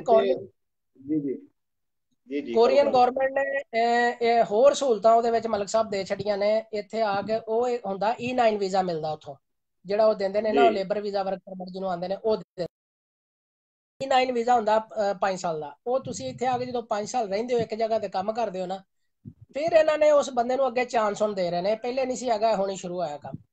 ਹੁਣ ਇਸ ਤਰ੍ਹਾਂ ਕੰਮ ਕਰਦੇ ਨੇ, ਉਸ ਬੰਦੇ ਨੂੰ ਫਿਰ ਇੱਥੇ ਇੱਕ ਚਾਂਸ ਦਿੱਤਾ, ਇੱਕ ਕੋਰਸ ਹੈ, ਫਿਰ ਇੱਥੇ ਆ ਕੇ ਯੂਨੀਵਰਸਿਟੀਆਂ ਫ੍ਰੀ ਕਰਵਾਉਂਦੀਆਂ ਨੇ, ਬਿਲਕੁਲ ਫ੍ਰੀ। ਉਹ ਬੰਦਾ ਕੰਮ ਵੀ ਉੱਥੇ ਕਰੇ ਨਾਲ, ਛੁੱਟੀ ਵਾਲੇ ਦਿਨ ਉਹ ਕਲਾਸਾਂ ਲੈ ਕੇ, ਛੁੱਟੀ ਵਾਲੇ ਦਿਨ ਉਹ ਯੂਨੀਵਰਸਿਟੀਆਂ ਜਿਹੜੀਆਂ ਪੜ੍ਹਾਉਂਦੀਆਂ ਨੇ, ਉਹ ਟੌਪਿਕ ਨੂੰ ਆਉਂਦੇ ਨੇ, ਉਹ ਕੋਰਸ ਇੱਥੇ ਕਰ ਲੈ। ਉਹ E9 ਵੀਜ਼ਾ ਫਿਰ ਇੱਥੇ ਹੀ ਕੋਰੀਆ ਦੇ ਵਿੱਚ E7 ਦੇ ਵਿੱਚ ਕਨਵਰਟ ਹੋ ਜਾਂਦਾ। E7 ਐਵੇਂ ਹੀ ਆ, ਤੁਸੀਂ ਜਿਵੇਂ ਇੱਥੋਂ ਦੀ ਨੈਸ਼ਨੈਲਿਟੀ ਲੈ ਲਈ, ਜਾਂ ਜਿਵੇਂ ਇੱਥੋਂ ਦਾ ਜਿਹੜਾ ਤੁਸੀਂ ਪੱਕੇ ਹੋ ਗਏ, ਫਿਰ ਉਹ ਬੰਦਾ ਤਾਂ ਹਯਾਤ ਇੱਥੇ ਹੀ ਹੈ, ਆਪਣੇ ਬੱਚੇ ਵੀ ਬੁਲਾ ਸਕਦਾ ਇੱਥੇ ਹੀ ਸਾਰਾ ਕੁਝ। ਫਿਰ ਉਹ ਬੰਦੇ ਦਾ ਮੁਸਤਕਬਲ ਬਣ ਗਿਆ ਸਮਝ ਮਸਲਨ। ਔਰ ਇਹ ਨਹੀਂ ਕਿ ਸੁਣੀ, ਔਰ ਇਹ ਬੰਦਿਆਂ ਨੇ ਕੀਤਾ, ਹਜ਼ਾਰਾਂ ਬੰਦਿਆਂ ਨੇ, ਪਾਕਿਸਤਾਨੀ ਲੜਕਿਆਂ ਨੇ ਜਿਹੜੇ ਕਾਬਲ ਨੇ, ਉਹਨਾਂ ਨੇ ਇੱਥੇ ਰਹਿ ਕੇ ਉਹਨਾਂ ਨੇ ਇੱਥੇ ਕਰ ਲਿਆ ਸਾਰਾ ਕੁਝ। ਉਹ ਕਰਦੇ ਪਏ ਨੇ, ਆਪਣੇ ਆਪ ਨੂੰ ਸੈੱਟ ਕਰ ਲਿਆ। ਜਿਹੜੇ ਬੱਚੇ ਮਿਹਨਤ ਕਰ ਸਕਦੇ ਨੇ ਉਹ ਬਿਲਕੁਲ ਕਰਨ, ਔਰ ਉਹਨਾਂ ਵਾਸਤੇ ਚਾਂਸ ਹੈ, ਔਰ ਉਹਨਾਂ ਵਾਸਤੇ ਜਿਹੜਾ ਬਿਲਕੁਲ ਸਮਝ ਲਓ ਕਿ ਗੋਲਡਨ ਜਿਹੜਾ ਜਿਹੜਾ ਚਾਂਸ ਹੈ ਜੀ। ਮੀਆਂ ਅਮਰ ਸਾਹਿਬ ਜਿਨ੍ਹਾਂ ਦਾ ਤਲਕ 4 ਚੱਕ ਰਸਾਲੇ ਤੋਂ ਹੈ, 4 ਚੱਕ ਰਸਾਲਾ, ਤਹਿਸੀਲ ਸ਼ਰਕਪੁਰ, ਔਰ ਇਸ ਵੇਲੇ ਕੋਰੀਆ ਤੋਂ ਲਾਈਵ ਆ ਕੇ ਆਪਣਾ ਕੀਮਤੀ ਟਾਈਮ ਉਹਨਾਂ ਨੇ ਸਾਨੂੰ ਦਿੱਤਾ ਔਰ ਆਪਣਾ ਤਜਰਬਾ ਸਾਡੇ ਨਾਲ ਸ਼ੇਅਰ ਕੀਤਾ। ਅਸੀਂ ਉਹਨਾਂ ਦੇ ਮਮਨੂਨ ਤੇ ਮਸ਼ਕੂਰ ਹਾਂ। ਆਖਰੀ ਸਵਾਲ ਮੀਆਂ ਸਾਹਿਬ ਤੁਹਾਡੇ ਕੋਲ। ਇੱਕ ਮਿੰਟ ਜੀ, ਫਿਰ ਮੈਂ ਆਪਣੇ ਇਹਨਾਂ ਸਾਰੇ ਇਲਾਕਿਆਂ ਨੂੰ ਜਿਹੜਾ ਮੈਂ ਆਪਣੇ ਵੱਲੋਂ ਸਿਰਫ ਦੱਸਦਾ ਮੇਰਾ ਵੀਰ, ਮੈਂ ਸਿਰਫ ਗੱਲਾਂ ਨਹੀਂ ਕਰਦਾ ਮੇਰੇ ਵੀਰੋ, ਦੋਸਤੋ, ਭਰਾਵੋ, ਬੇਲੀਓ।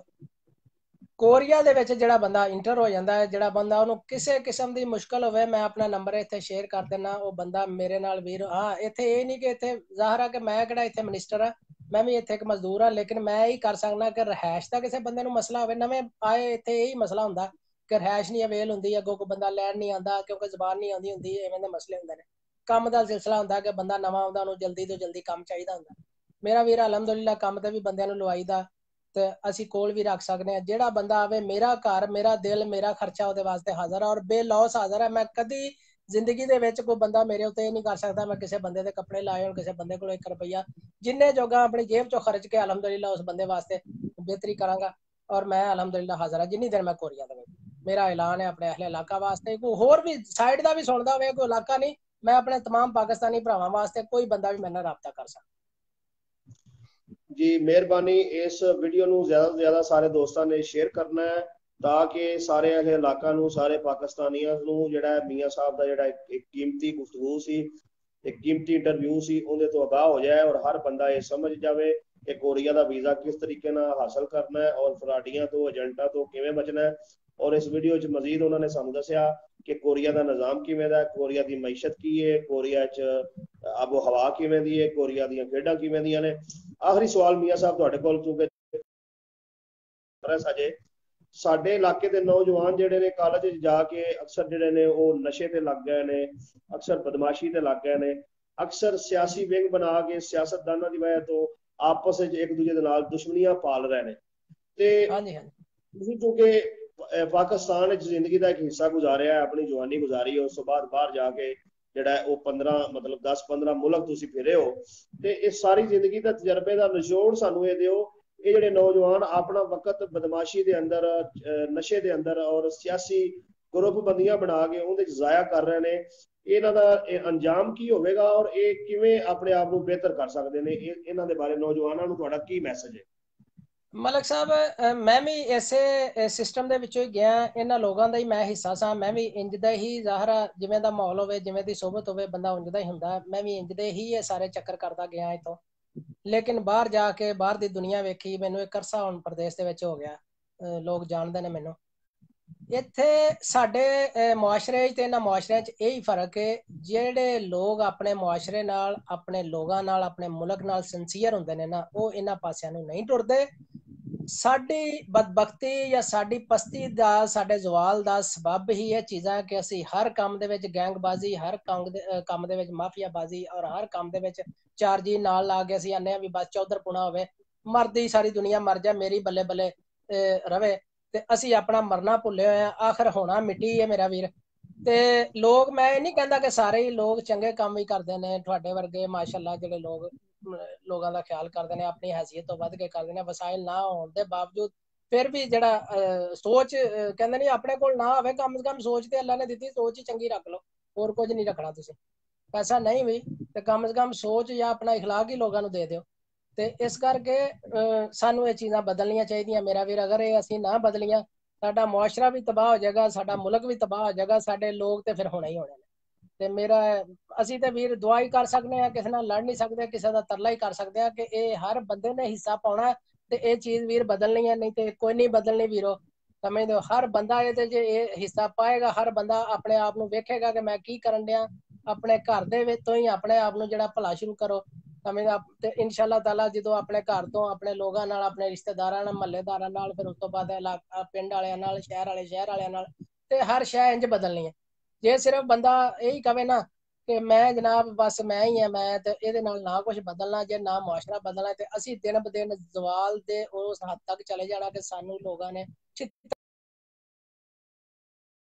ਫਿਰ ਸਾਡੇ ਨਸੀਬ ਨੇ।